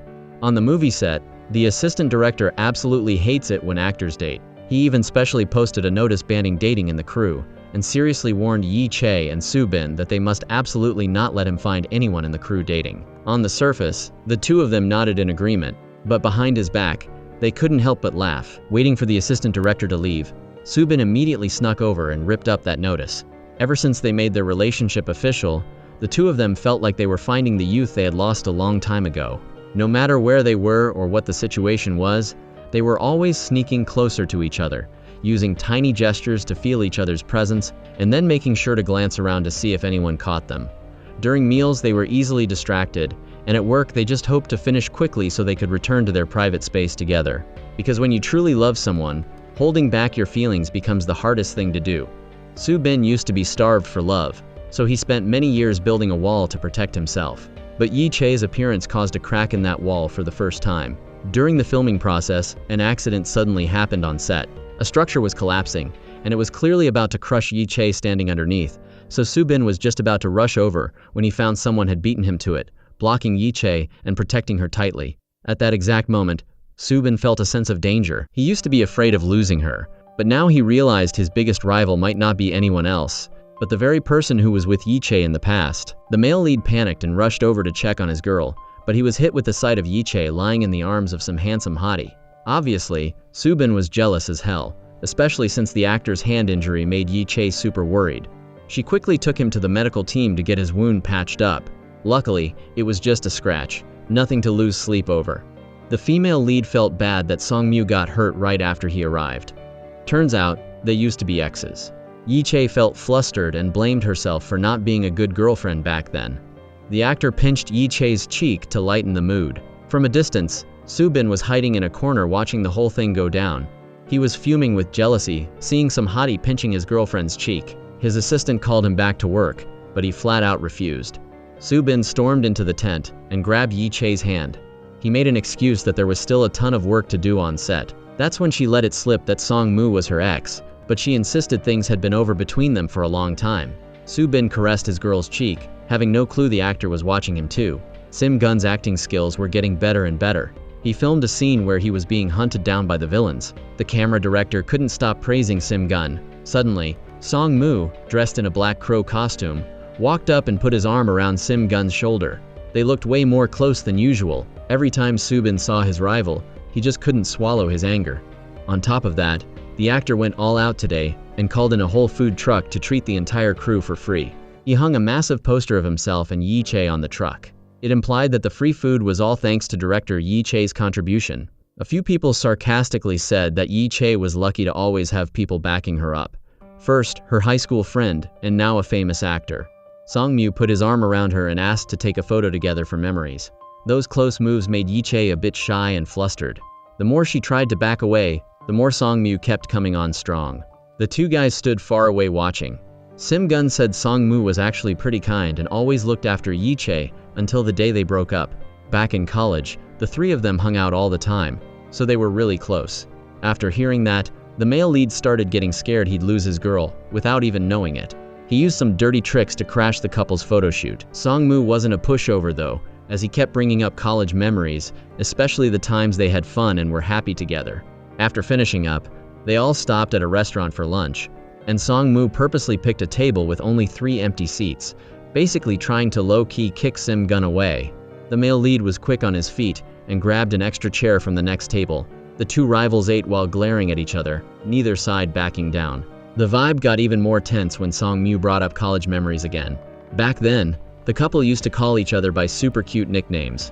Song-mu knew every habit and preference of the girl. After talking for a bit, he asked for Yi-chae's new phone number. Subin couldn't take it anymore and loudly cut in. Why does a supporting actor doing just a few scenes need the director's contact info? Yi-chae was polite and gave him her number anyway. When Song-mu tried calling her, he realized Yi-chae still had his number saved in her contacts. She quickly explained it was probably just due to syncing, and she hadn't noticed. Subin was fuming with jealousy, while Yi-chae decided to sneak away to avoid getting choked up by those two guys. A little later, she was in charge of rehearsing a scene with Song-mu. She instructed the Black Crow to stand on the bridge and jump down. Subin was being nosy and wanted to know what they were whispering about on the bridge. He put on headphones and asked the sound crew to crank the volume up all the way. The couple was very happy to see each other again. Yi-chae also felt more comfortable and less guilty about their breakup. The actor dropped a lot of hints about getting back together, which made Subin steam with anger. Suddenly, a strong wind blew dust everywhere. Song-mu quickly used his coat to shield the girl. This action made the male lead jealous once again. He held a prop gun and pointed it at his rival, wanting to go bang-bang just to let out his frustration. Song-mu offered to blow the dust out of Yi-chae's eyes, but she flat-out refused and clearly defined their relationship. They were currently just an actor and a director, and shouldn't cross the line. Subin used the walkie-talkie to request a private talk with the actor after rehearsal. Both sides went straight to the topic of dating. Subin reminded him that this was a film set, not a place to flirt or rekindle an old flame. Song-mu fought back by revealing that back in college, every time Yi-chae got drunk, she would talk about her first love. She regretted not having her first kiss before their painful breakup. Song-mu was there to comfort her and gave her many sweet kisses. Hearing this, Subin was so salty that he declared once Song-mu finished his 3 scenes, he had better get lost from the film crew. Hana was in the dressing room, and she was sick of Song-mu because he loved to show off. For example, he called in an entire food and drink truck for everyone even though he only played a supporting role. That was like trying to outshine the lead actors. She made an excuse that she was about to film a kissing scene, so she didn't eat anything to keep her breath fresh. On the other hand, the two directors demonstrated a kissing scene for Sim-gun. This was the main character's first kiss. The thing was, the instructor was Subin, so the junior found it hard to cooperate. Sim-gun made a grimacing, awkward face while following instructions. He almost got forced into a kiss, but luckily Hana appeared and suggested that instead of the guy being in control, they should let the female character take the lead. Because in the movie, the female lead is a strong person who always wants to be in charge of her own life. The directors thought it made sense and changed the scene. Hana took the lead in kissing Sim-gun and dropped hints about their last time. Everyone reviewed the scene and was very satisfied. Today was the last scene at Nget-ha Pavilion. The film crew suggested organizing a picnic trip far away to de-stress and help everyone get ready for the next filming location. While everyone was still hesitating, Song-mu appeared out of nowhere. He excitedly offered to help find a camping spot and even asked to come along for fun. Hana was visibly annoyed because the actor played a supporting role but always wanted to be the center of attention. His scenes were over, but he still hadn't left the crew. Song-mu asked Yi-chae directly if she would allow him to join the picnic. Of course, she had no reason to refuse. The couple drove back home. The car screen connected to Yi-chae's phone showed a ton of messages from Song-mu. Subin was fuming with jealousy and wanted to know what the messages said.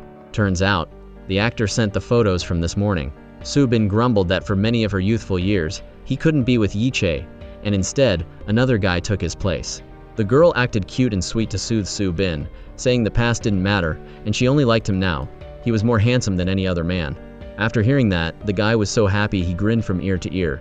He apologized for sometimes acting a bit childish because of his jealousy. In another development, the reality dating show was about to come to an end, and a girl burst into tears before filming. Rumor has it she tried to confess her feelings to Mr. Seo but was coldly rejected because he already had someone else in his heart. At that moment, Sa-jang felt a bit guilty. She clearly had a relationship with Mr. Seo yet let him join the show, which unintentionally made the girl suffer. Even so, when filming started, that girl still decided to follow her heart. With the slim hope of a miracle, she locked her heart and confessed to So-bin. The senior shut her down and apologized. From start to finish, his eyes were always on Sa-gyang. She walked out with teary eyes, blaming herself for being the reason another girl was hurt. The senior explained he joined the show voluntarily and expressed his true feelings for Sa-gyang. She turned a cold shoulder and ignored him. A few days later, the film crew organized a picnic, and everyone was hyped up, playing and shouting.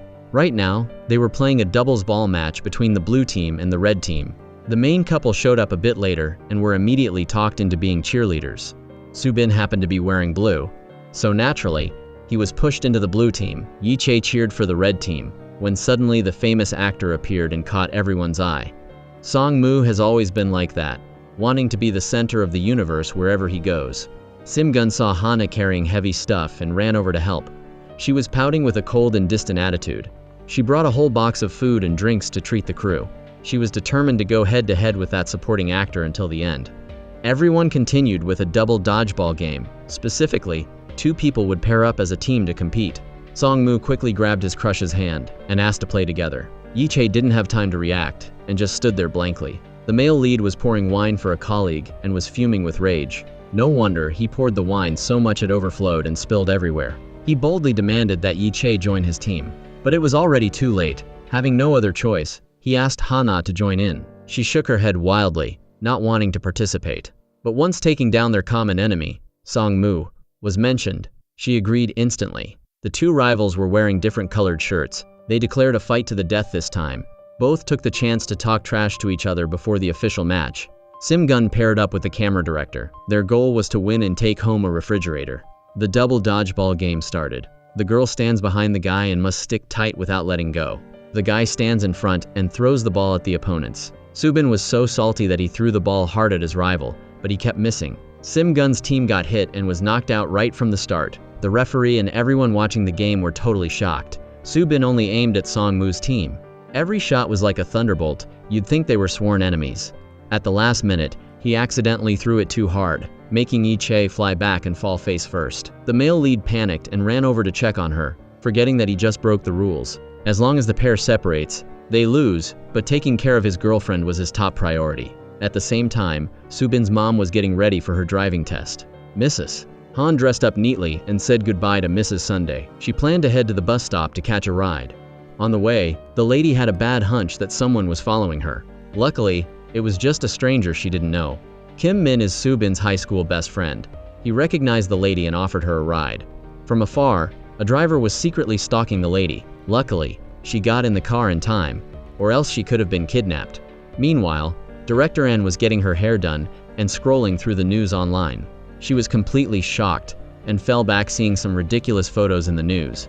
The director was so pissed, she ditched her hair appointment and rushed back to the company for a meeting. Specifically, she chewed out the staff for being useless and letting those ridiculous photos leak, ruining her image. Manager Kang spoke up to stop her but was beaten and cursed out harshly by the director. "I pay your salary, yet you manage a bunch of airheads who can't do anything right." Manager Kang felt insulted and complained that he was an assistant, not a maid or a servant.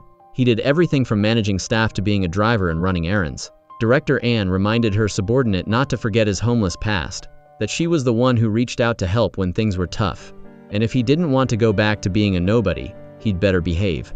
Manager Kang swallowed his bitterness and didn't dare talk back, but behind her back, he started a group to talk smack about the director. On top of that, his subordinates egged him on and advised him to start his own company. They promised they would all follow him just to see how miserable the director would be without any staff. That evening, the film crew organized an outdoor BBQ party, and the high rivals showed off their grilling skills, neither side backing down. They both looked like they knew what they were doing with the fire. One person fed Sim-gun a piece of meat to reward him for grilling this whole time. Yi-chae was a step too late, and right then, Song-moo opened his mouth asking to be fed. With no other choice, she had to feed her ex, which made Soobin's blood boil. In the distance, the side couple was still pouting at each other. They both knew their feelings, but neither wanted to admit it. Seeing Ha-na drinking too much all evening, Sim-gun went to buy some hangover drinks. Unexpectedly, when he returned, the girl was nowhere to be found. Even the assistant didn't know where Ha-na went. Sim-gun panicked and rushed around everywhere to find her. It turned out she was curled up in a corner, hugging a pillow. Hana expressed her feelings and advised the guy to be honest with himself. There was no mom or outsiders here, just 2 hearts beating as one. After saying that, she tried to kiss Sim-gun, but he coldly dodged her. Hana turned her back and left in a huff, not forgetting to call her crush a coward. Sim-gun quietly followed behind, and only breathed a sigh of relief when he saw her enter her tent. The female lead texted to invite her boyfriend out for a walk, and by coincidence, Song-moo was there to catch some fresh air. He purposely chose this campsite because it was tied to their past. Back then, it was just a normal, undeveloped forest. Every time Yi-chae wanted to break up, he would lead her here to watch the stars. The actor hoped they could get back together and give each other another chance. Back then, they had nothing, but things are different now. The female lead flatly refused and revealed she had always loved Soo-bin. Just then, he was standing behind them and heard everything. Soo-bin grabbed his girl's hand and advised Song-moo to give up. Don't be a third wheel and interfere in other people's relationships. After the picnic, the film crew continued filming. The main couple acted in a scene where they were being chased down by gangsters. Everything was going smoothly when suddenly, there was a loud commotion outside. A crowd of reporters gathered, demanding to enter the set to interview director Soo-bin and actress Ha-na. Rumor has it they are half-siblings with the same mom and different dads. Soo-bin is actually director An's son. He is the result of a shameful secret affair. It's unclear how the reporters found out everything and made such a huge scene. The two siblings froze on the spot, not knowing how to handle it, especially Ha-na, who was completely shocked. On the internet, a recording was leaked, said to be a conversation between director An and a married man. They were arguing about having an affair years ago and giving birth to Soo-bin. The media went wild over the former beauty queen. The actress and top entertainment company director was caught in an unacceptable relationship scandal. Jin ordered to pull out all the phone lines so they wouldn't have to take calls from reporters, and at the same time, lock the main gate to prevent outsiders from entering. The movie set was a total mess, with reporters rushing in to snap photos and ask questions about the half-sibling relationship. Ha-na was frozen and completely shocked. They suspected she got the role because of her biological connection to him. Suddenly, Agent An drove up to disperse the crowd. She pointed her finger at each person and threatened that she wouldn't let it slide if they wrote any nonsense. A ton of tough questions were asked about why she was pouring money into the film crew. Was it because of family ties? The mother comforted her daughter and promised to handle everything, telling her to just focus on acting like usual and that she'd send more guards to watch over things. For someone with money and power like Agent An, dealing with scandals was a piece of cake. She guessed the leaked recording was definitely from that manager Kang guy because he was salty about getting chewed out the other day. Ha-na realized she was the only one surprised about being related, as if her brother and mom had known for ages. She walked off in a huff and even said she'd end it all if her mom kept bothering her. Agent and accidentally slapped her daughter in a fit of rage. The two of them were already on bad terms, and now they were even more distant. The reporters stuck to Ha-na like leeches when they caught sight of her. Her head was spinning, and she almost couldn't take it. Luckily, Sim-gun showed up just in time to shield her and secretly gave Ha-na his house keys to go hide out. The male lead came up with a new plan and gave it to his girlfriend. They would film the scenes without Ha-na first so it wouldn't mess up the movie's schedule. Yi-chae hugged and encouraged her boyfriend, telling him to look after himself and check on Ha-na. She'd handle the movie set stuff by herself. Sim-gun blamed his senior, asking why he let Ha-na join the movie when he knew all about the family connection. Soo-bin thought it wouldn't be fair to take away Ha-na's opportunity. She was dying to act and had the talent for it. It was just a shame that Soo-bin didn't clear things up from the start so his sister could have a choice. Soo-bin was staying out of sight to avoid the media for now, so all the set work fell on Yi-chae's shoulders. Suddenly, an older friend called to chat and catch up. Sa-gyang just quit her job because she felt like she'd been living aimlessly lately. She wanted to go to Egypt for a trip to heal. Yi-chae excitedly shared the scandal news and said she really needed someone to help out. After hearing that, Sa-gyang agreed to come to the movie set to help her junior. The next day, the female lead moved to the new filming location. She tossed and turned all night because this was her first time going it alone without Soo-bin by her side. She was afraid she couldn't handle the responsibility of being the director. Honestly, everyone's morale was down, worrying that the scandal would ruin the movie. On top of that, director Soo-bin was missing, which made everyone even more confused. Understanding that mood, Yi-chae tried her best to encourage the whole crew. The River Love song piece was a project she'd been passionate about since the 12th grade. Her dream of turning it into a famous movie had never faded away. No matter how many thorns and challenges are ahead, I hope we all work together and stay the course to finish the movie. Everyone teared up and was moved after hearing that. They got their confidence back and followed Yi-chae's lead. A bit later, Sa-gyang showed up just like she promised. As soon as she saw her older friend, Yi-chae was happy as a clam. Right now, they were about to film a scene where the people get shot, and they needed about 20 extras. The problem was, they were still short by 2 people. With no other choice, Seo-bin was talked into changing into a costume to help out. At first, The guy flat out refused. Why would a production director be an extra? But after thinking for a bit, playing a nobleman from back in the day who makes girls swoon didn't seem too bad. By coincidence, Sagyang played a doomed beauty walking on the street, acting all full of herself about her killer looks, even though her character dies young. The pair passed each other but didn't recognize each other yet. Later, they filmed a scene where the people are executed, and when both of them were shot and fell to the ground, they finally recognized each other. They stared wide-eyed in surprise. It really is a small world. The assistant scolded them for a while because they got shot, but then crawled back up and ruined the scene. After filming, the couple went to the bridge to talk. Fate really likes to play tricks. The more you try to avoid someone, the more you run into them. So-bin took a step closer, but Sagyang backed away.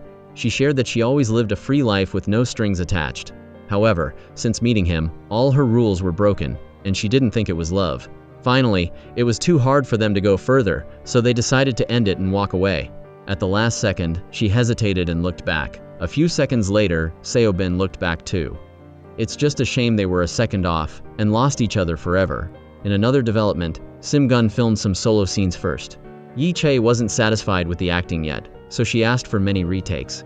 Even though everyone was tired, they tried their best. Agent Ann quickly handled the rumors online. Most of the comments were cursing her out badly.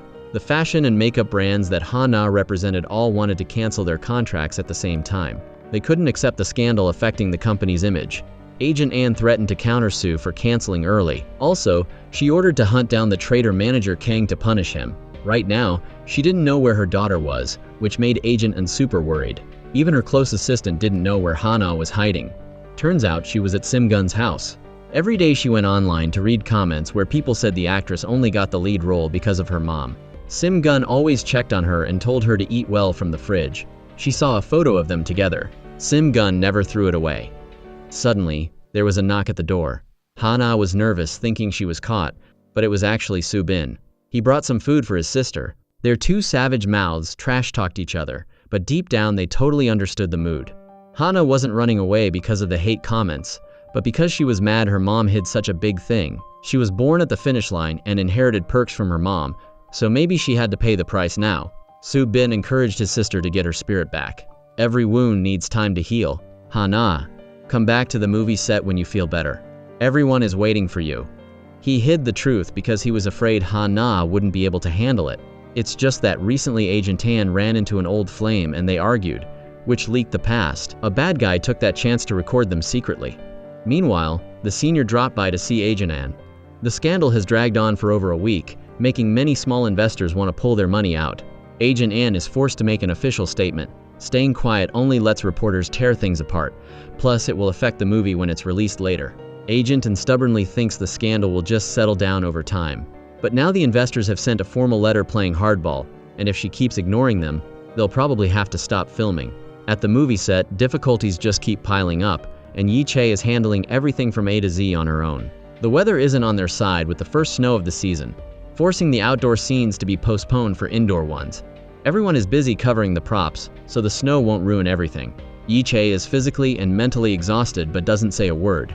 If she breaks down, everyone else will go downhill too.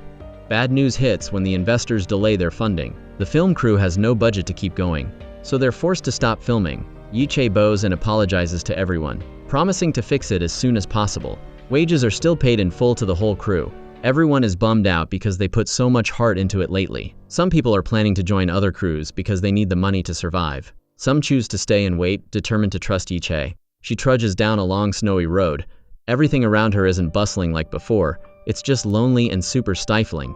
The dream just started blooming, but it's already dying before it could even take shape. Seeing the script tossed on the ground, Yi-chae's heart aches. She tries to brush off the dirt because it's her life's work. In her moment of weakness, So-bin appears and gently hugs his girlfriend. "It's okay, I'm here." The next morning, So-bin makes breakfast for his girlfriend with a sticky note. "Don't worry too much, I'll go to Agent An's place and settle everything." She doesn't dare go public with the truth because she's afraid of being torn apart and losing everything. That selfishness makes Hana miserable and stuck in a prison. So-bin advises Agent An to make a smart choice so everyone can have a happy ending. He will hold a press conference in 3 days. Whether Agent An shows up or not, it's still going to happen. Yi-chae is always by his side, supporting whatever So-bin decides. They both share the same dream and desire to make it real. After finishing up, he stops by Mrs. Sun's house to visit his mom. That's when Soo-bin finds out his mom isn't there anymore. Before leaving, his mom left a letter. She apologized for not being able to take his hand and escape that living hell. "Please forgive me." She knew it was hell, but seeing him by her side made her happy. He was her only happiness, making her unable to leave. Only when it was too late did she realize one thing. She was the one who shackled him in that hell. Soo-bin teared up and choked back tears while reading the whole letter. He held the press conference as planned, and in front of all the media, the male lead confirmed he was Agent An's biological son. However, she was never a real mother to him for even a second. He only recognizes one mother in this world, the person who raised and cared for him with all her love. He was once afraid that the truth coming out would hurt his mom, but he was forced to hold the press conference because the movie being filmed was suffering serious damage. The movie is the sweat and tears of the entire production crew. He was ready to answer all questions so the public wouldn't make groundless guesses. A series of questions were brought up. Soo-bin frankly revealed that he didn't know who his birth mother was until he was 50. Also, Ha-na is innocent and only recently found out the truth. The reporters asked about the director's affair with another woman. Even though Soo-bin had prepared himself mentally, he had to take many questions that were hard to stomach. Suddenly, Agent Ann appeared and walked straight onto the stage. She gave a short and concise speech without wasting time. At 24, her acting career was booming. If rumors of an out-of-wedlock pregnancy leaked, her career would have been ruined. But now that she's over 60, Agent Ann isn't afraid of anything anymore. She planned to stay quiet and let the scandal die down, but she showed up here because she was afraid her daughter would be affected. Back then, she had no idea the director already had a wife. After getting pregnant, she was forced into a divorce to avoid being labeled an adulterer. Who knew that evil old man would force her to give birth and then snatch the baby boy away? The only person who has the right to scold me is Ha-na. After saying that, Agent Ann turned her back and left. Everyone watched the live broadcast of the press conference. Ha-na teared up as she listened to her mom open up. At the hospital, the staff whispered to each other about the scandal. Yet, that old director still turned a blind eye and played deaf as if he knew nothing. Agent Ann went to her usual diner for dinner. People were pointing and gossiping with harsh, sarcastic words. Suddenly, Ha-na appeared and took the lead to make up with her mom. She knew her mom had suffered a lot of pain and humiliation. Ha-na used to hate her mom for being bossy and selfish, but she also loves her mom more than anyone in the world. She just loved her daughter the wrong way sometimes. Ha-na wants them to be mother and daughter like everyone else from now on. Specifically, she wants her mom to stop controlling her like a child. Ha-na wants to stand on her own 2 feet and walk a new path instead of having her mom lay out a bed of roses for her. Agent Ann was grumpy, but deep down she loves her daughter very much. She will always open her arms wide if Ha-na ever wants to come back. In another development, the investors pressured the senior, Seo-bin, to kick Soo-bin off the film project. He should have lied and covered it up. But instead, he went to a press conference and told the truth. Will the audience accept a director with a scandalous family? Soo-bin stood outside the door and heard everything. He was willing to step down as long as they kept investing in the movie. Yi-chae stayed home all day waiting for her boyfriend. As soon as she saw her love, Soo-bin walked up and gave her a deep kiss. As long as they love each other forever, he is ready to give up everything and step back to help Yi-chae keep fulfilling her dream. Now he revealed that he pulled out of the project because of investor pressure. It was all for the big picture so Yi-chae and the crew could keep producing the movie, but the female lead wasn't having it and wanted both of them to finish the work together. She remembered that in the early days, Soo-bin was the one who gave her the motivation to become a director. In another development, Sim-gun went home to visit Ha-na. She was feeling weak and wanted to lean on her crush's shoulder, so the couple didn't hide their feelings anymore and shared a deep kiss. Sim-gun hoped the girl would stay strong and face the scandal. The next morning, Yi-chae woke up early to cook a huge breakfast for her man. She left a little note saying she had to go do some big business. Yi-chae gathered all 500 members of the film crew. They were all assistants and directors who were passionate about the job. The campaign to save Soo-bin officially started. At the same time, the small investors were pushing Agent Ann to sign the dismissal to kick the director off the project. She was torn and still hesitated to sign. Seeing that, the shareholders competed to analyze the situation. Right now, they were losing hundreds of millions of won. Furthermore, when the movie is released, there's a chance the audience will boycott it. It wasn't worth making everyone lose money just because of the director's past scandal. Agent Ann was backed into a corner and was about to press the stamp on the paper. Suddenly, the production crew showed up just in time to stop her. Obviously, they came here hoping Agent Ann would change her mind. The film crew couldn't do it without Soo-bin leading them. The investors were furious, bragging about losing hundreds of millions. Which is more important, the value of a movie and teamwork, or money? The crew was determined to persuade her with their passion and loyalty. Finally, Agent An sent everyone home and put off signing the papers. So Soo-bin still had a chance to come back as the director. Agent An thought it over carefully, and then dropped by Soo-bin's place to talk. She bragged that in the morning, the whole crew swarmed her office to protest, and it looked like everyone really liked and valued Soo-bin. Agent An is usually someone who puts her own interests first, but this time she made a surprising decision to proactively step back and take all the blame, in exchange for letting Soo-bin stay on the project. She just hoped both Soo-bin and Ha-na would have a happy ending. Even though the mother and son still acted distant, they seemed to be slowly opening up. The next morning, the male lead excitedly showered, sprayed on some nice perfume, and got all dressed up to pick up his girl. As soon as she saw her boyfriend, Yi-chae was thrilled and hugged him. The couple was chirping like lovebirds running down the street.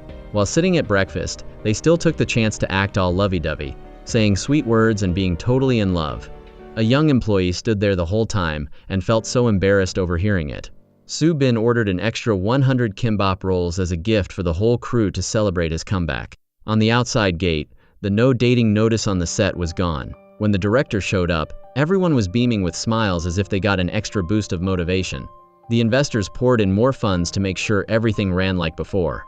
Everyone worked together to produce the River Love song. The scene where the main characters kiss on the bridge truly looked cinematic. That was also the final scene of the movie. Yi-chae announced the wrap-up after a long time of hard work, and everyone gave each other hugs instead of just saying congratulations and thanks. Thanks to their effort and teamwork, they were about to reap the rewards, and the main couple carried each other home. Soo-bin was once ready to let his girlfriend step on his back to succeed. That saying was true both literally and figuratively. He was always a solid shoulder for his girl to lean on. Yi-chae suggested that the two of them keep working together on many other movies in the future. They went all the way to the end together and wanted it to stay that way forever. Soo-bin couldn't bring himself to say goodbye. He wished Yi-chae a good night and sweet dreams. The girl went down to her small room, sipping beer while rewatching some videos from her youth. Back then, being young, she was bold and afraid of nothing. Yi-chae still kept a lot of her boyfriend's short films. She overslept until noon. The next day, her mom came into the room to wake her up and accidentally saw a video Yi-chae had filmed. Back then, the girl had a pure and innocent smile.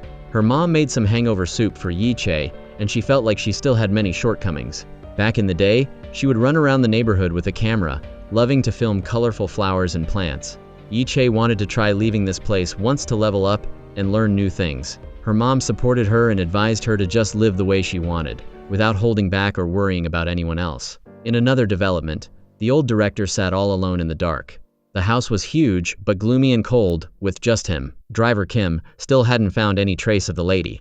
She wasn't at her son's place, and nobody knew where she went. The driver suggested calling the police to find a missing person. The old director got pissed and was about to hit him. Basically, he had lost all face because of the gossip at the hospital. Reporting his wife missing now would just let the whole world laugh in his face. Suddenly, where did the lady drive in from? The old director grinned ear to ear, thinking his wife had come to her senses and couldn't live without him, so she came back on her own. But unexpectedly, the lady threw the divorce papers right in her husband's face. She had learned to drive and everything else to live independently and break free from her chains. Now she was determined not to put up with being a wife to a devil in human form. She never really needed to depend on her husband anyway. The one who was a total wreck was the old director. His miserable look was truly pathetic. He got furious and ripped up the divorce papers, even trying to drag his wife into the house to abuse her. The lady resisted and gave him a slap. For the first time in her life, she was that strong and decisive. She forced him to sign the papers, or else she'd release evidence of his abuse over the last several decades. The old director was someone who valued his reputation more than his life. The main couple discussed picking songs for the upcoming movie premiere. The whole time, Yi-chae was distracted and wanted to say something to her boyfriend, but was hesitant. Suddenly, he got a call from his mom. She bragged that she had thrown the divorce papers right in her husband's face. From now on, she wanted to live for herself and be Soo-bin's mother. He encouraged his mom, saying she did a great job. The female lead was writing an application to study film abroad. She gathered all her courage to reveal she wanted to go abroad. On set, everyone always performed meticulously. Yi-chae felt insecure about not having much film knowledge, making it hard to keep up with the crew. This time, she wanted to study more to level herself up. Soo-bin thought that hands-on experience on set was the best way to learn. Plus, he could teach his girlfriend directly, Soo-bin bragged about a new idea for their next movie. The story revolved around their own unfinished first love. He hoped the two of them would stay together forever, just like right now. Yi-chae seemed unhappy, so she wanted to go home to sleep. She took the script with her and promised to read through it. But in the end, Yi-chae spent the whole night researching, studying abroad, and didn't even touch the manuscript. The side couple went to rent a new apartment for Ha-na. The realtor mistook them for newlyweds and kept praising how good they looked together. The two of them acted all lovey-dovey and hugged, putting on a show like it was for real. Normally, Hana went on a diet to stay in shape, but now that filming was over, she indulged in her favorite fried chicken.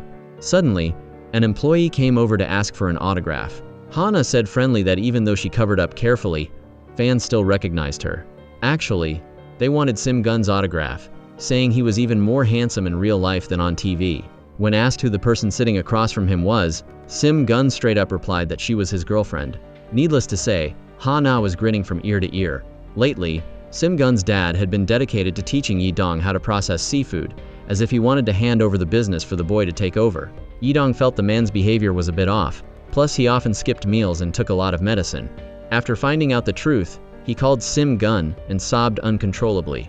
He revealed that Sim-gun's dad had late-stage pancreatic cancer. The guy's legs turned to jelly when he heard that, and he dropped his helmet. Just then, Agent arrived at the office and saw him. She agreed to put the meeting on hold and told her driver to take Sim-gun back to his hometown.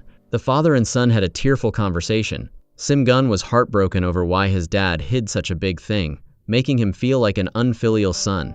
If he had known sooner, he would have taken his dad to the hospital for treatment. But the old man had his own struggles. He was afraid that telling the truth would affect his son's future and ambitions. His last wish in life was to see Sim-gun successfully chase his dreams and soul.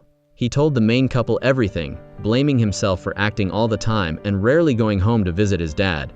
Now he's seriously ill and only has 3 months left to live. Sim-gun asked the two of them to speed up the movie's release schedule because he wanted his dad to see the first work where his son played the lead role instead of some silly background extra roles. Unfortunately, they didn't have the power to push the release date, but in return they could show the movie to the dad beforehand.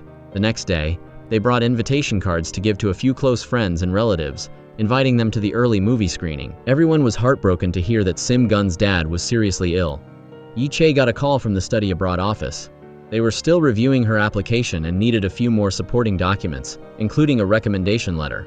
Yi-chae grabbed a random manuscript to jot down the things she needed to add. Just then, Soo-bin walked in and found out. He was sad because his girlfriend hadn't even bothered to read the new script and was still planning to study abroad. Yi-chae hesitated because she didn't want to leave her man, but she also didn't want to keep relying on Soo-bin forever. She wanted to become a capable director. The male lead begged Yi-chae not to leave each other. After 10 years apart, they finally got to be together for a little while. Meanwhile, Sim-gun closed up the shop, wanting his dad to rest and recover during his last 3 months of life. His whole life he had worked hard to make a living and take care of his kids, while forgetting his own passion for playing the guitar. Sim-gun gave his dad an invitation ticket to the special movie screening. This was a rough cut without music and with many messy, unedited scenes, so it was fine to show it early. The dad was thrilled and wanted to invite more people to attend. A few days later, the neighbors swarmed in to watch the outdoor movie screening. Everyone congratulated the talented and bright young people. Hana bought a lot of snacks to serve the neighbors. She ran into the room wanting to give her man a shoulder to lean on, but unexpectedly the dad appeared, making her push her lover so hard he fell face first. Then the couple linked arms and officially took their relationship public. The dad was very happy because Sim-gun had some emotional support. River Love Song moved the viewers to tears. Every scene made people feel a mix of joy and sadness. Even though the screening lasted less than 2 hours, the audience could still somewhat understand the plot. The end was a series of very touching photos of Sim-gun and his dad together. The female lead held her camera to record the present moment as documentary material. The dad was moved and stood up to say a few words. He thanked the neighbors for coming out to support them. While he was at it, he wanted to keep a small memory by playing a piece on the guitar. He loved art but gave up his passion to open a chicken shop to raise his kid. In the romantic setting, the light snowfall made everyone cry even more. The main couple looked at each other and remembered this morning. After her boyfriend's pleading, Yi-chae had made a decision. "I love you, but you are not my dream. 10 years ago I took a gamble and relied on you too much. Now, I want to live for myself for once." In other words, Yi-chae decided to study abroad and leave her first love. After the screening ended, the couple stayed behind to clean up. Subin always insisted on doing everything because he was afraid his girlfriend would work too hard. However, Yi-chae felt suffocated from having to rely on each other too much. She wanted to separate for 2 years to go study abroad. Subin threw a total fit and absolutely didn't want to let go. The two sides had a disagreement and a huge blowout fight. The female lead still sent her application for film school abroad. Subin reflected on everything from then until now. It was clear his girlfriend was a strong, independent person who always craved recognition for her talent. Subin had been too overprotective, which accidentally made things awkward for Yi-chae. The next day, she called the sound director to filter out the background noise from the footage of Simgun's dad playing guitar. It would be best to replace it with a phonograph sound to fit the setting better.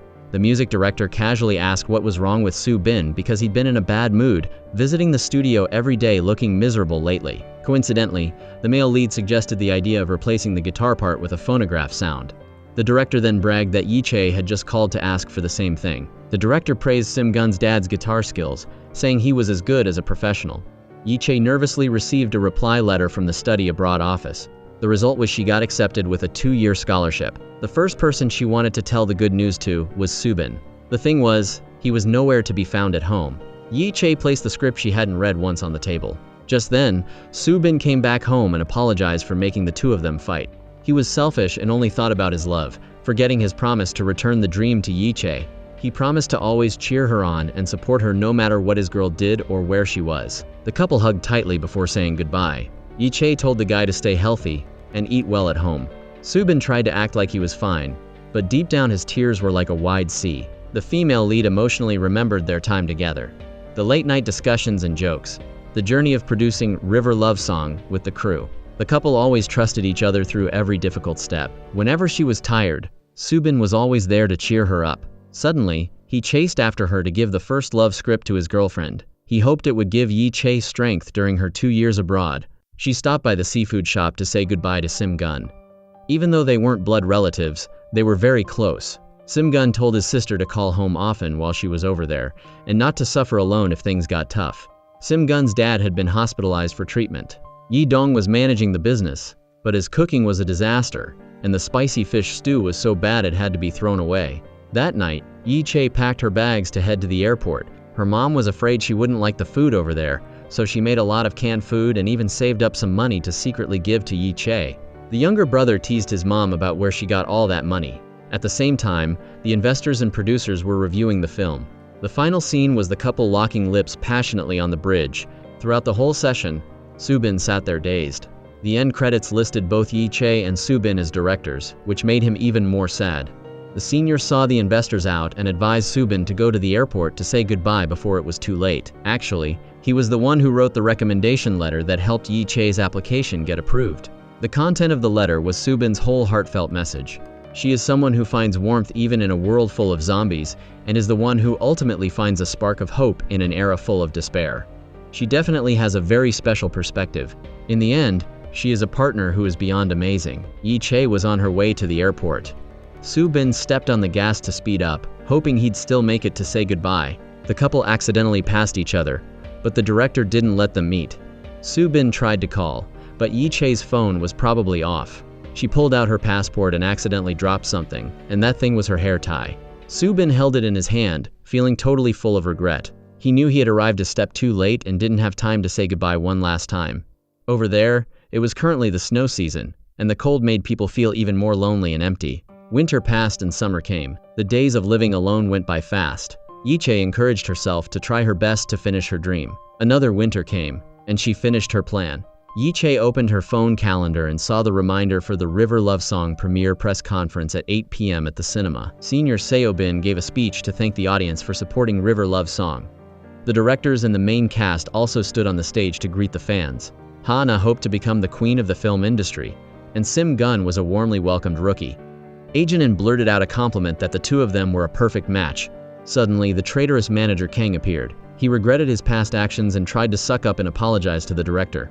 Since today was a happy day, she didn't feel like holding a grudge. The producers really missed Yi-chae. If she were here today, it would definitely be even more crowded and fun. At the end of the day, everyone went to a party to celebrate. The assistant director was tipsy and kept mentioning Yi-chae's name, praising her for being brave and loyal, and wondering how her studies in Canada were going after a year. The assistant accidentally hit the call button for Yi-Che and then passed out. She guessed today was the premiere press conference, so her colleague called. However, the other side didn't say a word, so she had to hang up. Soo-bin didn't dare to speak, but just hearing his girl's voice made him happy. In another development, Simgun stood on the rooftop listening to the guitar his dad once played. Hana was always a solid shoulder and emotional support for her boyfriend. River Love's song became even more famous than imagined. Fans caught the couple sneaking out on dates. Most people supported them, but Agent An was completely shocked. Seo-bin was hanging out in the library in his free time. He accidentally saw that the search bar on the computer was all filled with the author's name, Sa Zhang. It turns out she quit her job and switched to writing novels. Sa Gyang intentionally put her name in the search bar to get customers' attention. Later, she found that all the novels on the shelf had disappeared. The employee said, "The handsome guy sitting over there bought all of them." It had been a long time since they last met. Surely God planned an open ending for the couple. Today, a show invited Soo-bin as a guest for an interview about the hit movie. He used his real name instead of a foreign stage name like before. Soo-bin missed his girlfriend every second. Wherever he went or whatever he did, Yi-Che's image appeared. Unfortunately, the beautiful dream had to fade away. Soo-bin teared up after being apart from Yi-Che for a long time. A year passed, and the male lead looked like he was on a total downhill slide. The house was a mess, no different from a pigsty. For a whole year, Soo-bin was idle and didn't take on any more movies. The senior encouraged his junior to cheer up and get back on his feet. Yi-Che was shining brightly, and Soo-bin was so pathetic. It wasn't worth it. No matter how beautiful the love, it all turns to mist. The senior suggested producing the first love script Soo-bin wrote. But it turns out the guy gave the original to Yi-Che and didn't have any scans left. Following his senior's advice, Soo-bin gradually returned to normal life. He cleaned up the house and invited the crew to film. Considering it a short report for his comeback, colleagues teased Soo-bin that since the breakup, his style had become totally rugged. Furthermore, the guy kept mentioning Yi-Che's name. The male lead was flustered he wanted to forget, but everyone kept bringing her up. Suddenly, Yi-Che appeared with a completely new look. Everyone praised Yi-Che's beauty for leveling up. She looked much more confident and charming than before. Soo-bin was wide-eyed in shock, thinking he was seeing things. He happily hugged his girlfriend tightly, ignoring all the eyes around them. Everyone got the hint and asked to leave first one by one. It turns out Yi-Che suddenly flew back to the country to receive the Best Director award at the Korean Film Festival. Now she is beautiful, confident, and mature. Yi-Che held the first love script and suggested that her man team up with her to work on it together. The couple clung to each other and shared a kiss so deep and passionate to satisfy their long-felt longing. At the film festival, Soo-bin was the one to announce director Yi-Che's name to come on stage to receive the award. The side couple acted as the hosts of the program. Rumor has it that their careers are taking off, and they are actors loved by many. Yi-Che revealed that this was the first movie she collaborated on with an international crew. Sometimes it was difficult and tiring, but the motivation that helped her pull through was a promise to a special person, someone she both loved and hated. That person was always by her side throughout their youth. She returned here as a more complete and upgraded version and continued to pursue her passion from back in the day. Yi-Che teared up and looked toward her love. The unfinished first love now has a happy ending, and returning home, she picked up the camera again to record some footage of life with her family. She talked her mom into closing the restaurant to go on a vacation and live it up. Anyway, she had succeeded and her younger brother had taken over the seafood shop. Her mom confessed that in the past, she was always pressured by the burden of making ends meet, so running the business wasn't happy. But now that her children have their own paths and are stable, she only opens the restaurant for fun and doesn't have a heavy heart like before. Yi-Che felt somewhat at peace hearing that. The neighbors lined up to ask for the talented female director's autograph. Mrs. Sun and Soo-bin's mom now live together and rely on each other. The two of them often drive out to catch some fresh air. They happened to meet the kids on the street today and bragged that they just came back from a beach trip and were planning a trip to America to watch the sunset soon. Yi-Che held her camera to record happy moments with her loved ones. Any chance she got, she would film, even scenes of other couples bickering. Those were everyday videos but full of different levels of emotions. After finishing up, the couple stopped by her younger brother's seafood restaurant. Customers were pouring in and out, praising the spicy fish stew for being incredibly delicious. Yi-Dong was managing the restaurant very thoughtfully on his own. Soo-bin rolled up his sleeves and jumped in to help his brother-in-law clean up. The female lead was curious if Soo-bin missed her or did any goofy stuff during those 2 years apart. The guy bragged that he lived well and waited calmly. In reality, every day Soo-bin was immersed in alcohol, calling out his love's name. When he was done being drunk, he would cry loudly and play the victim, just like a total weirdo. After being all lovey-dovey on the street, they went home together to exercise in bed. The next morning, Yi-chae said good morning with a billion kisses. Subin gave back the hair tie to his girl. Only now did she find out that Subin once went to the airport to see her off. Suddenly, the male lead proposed to Yi-chae and said this was his biggest dream in life. Just like that, the two of them happily exercised in bed. A happy ending for our first love. Thank you for watching until the end of the video. Goodbye and see you in the next movies.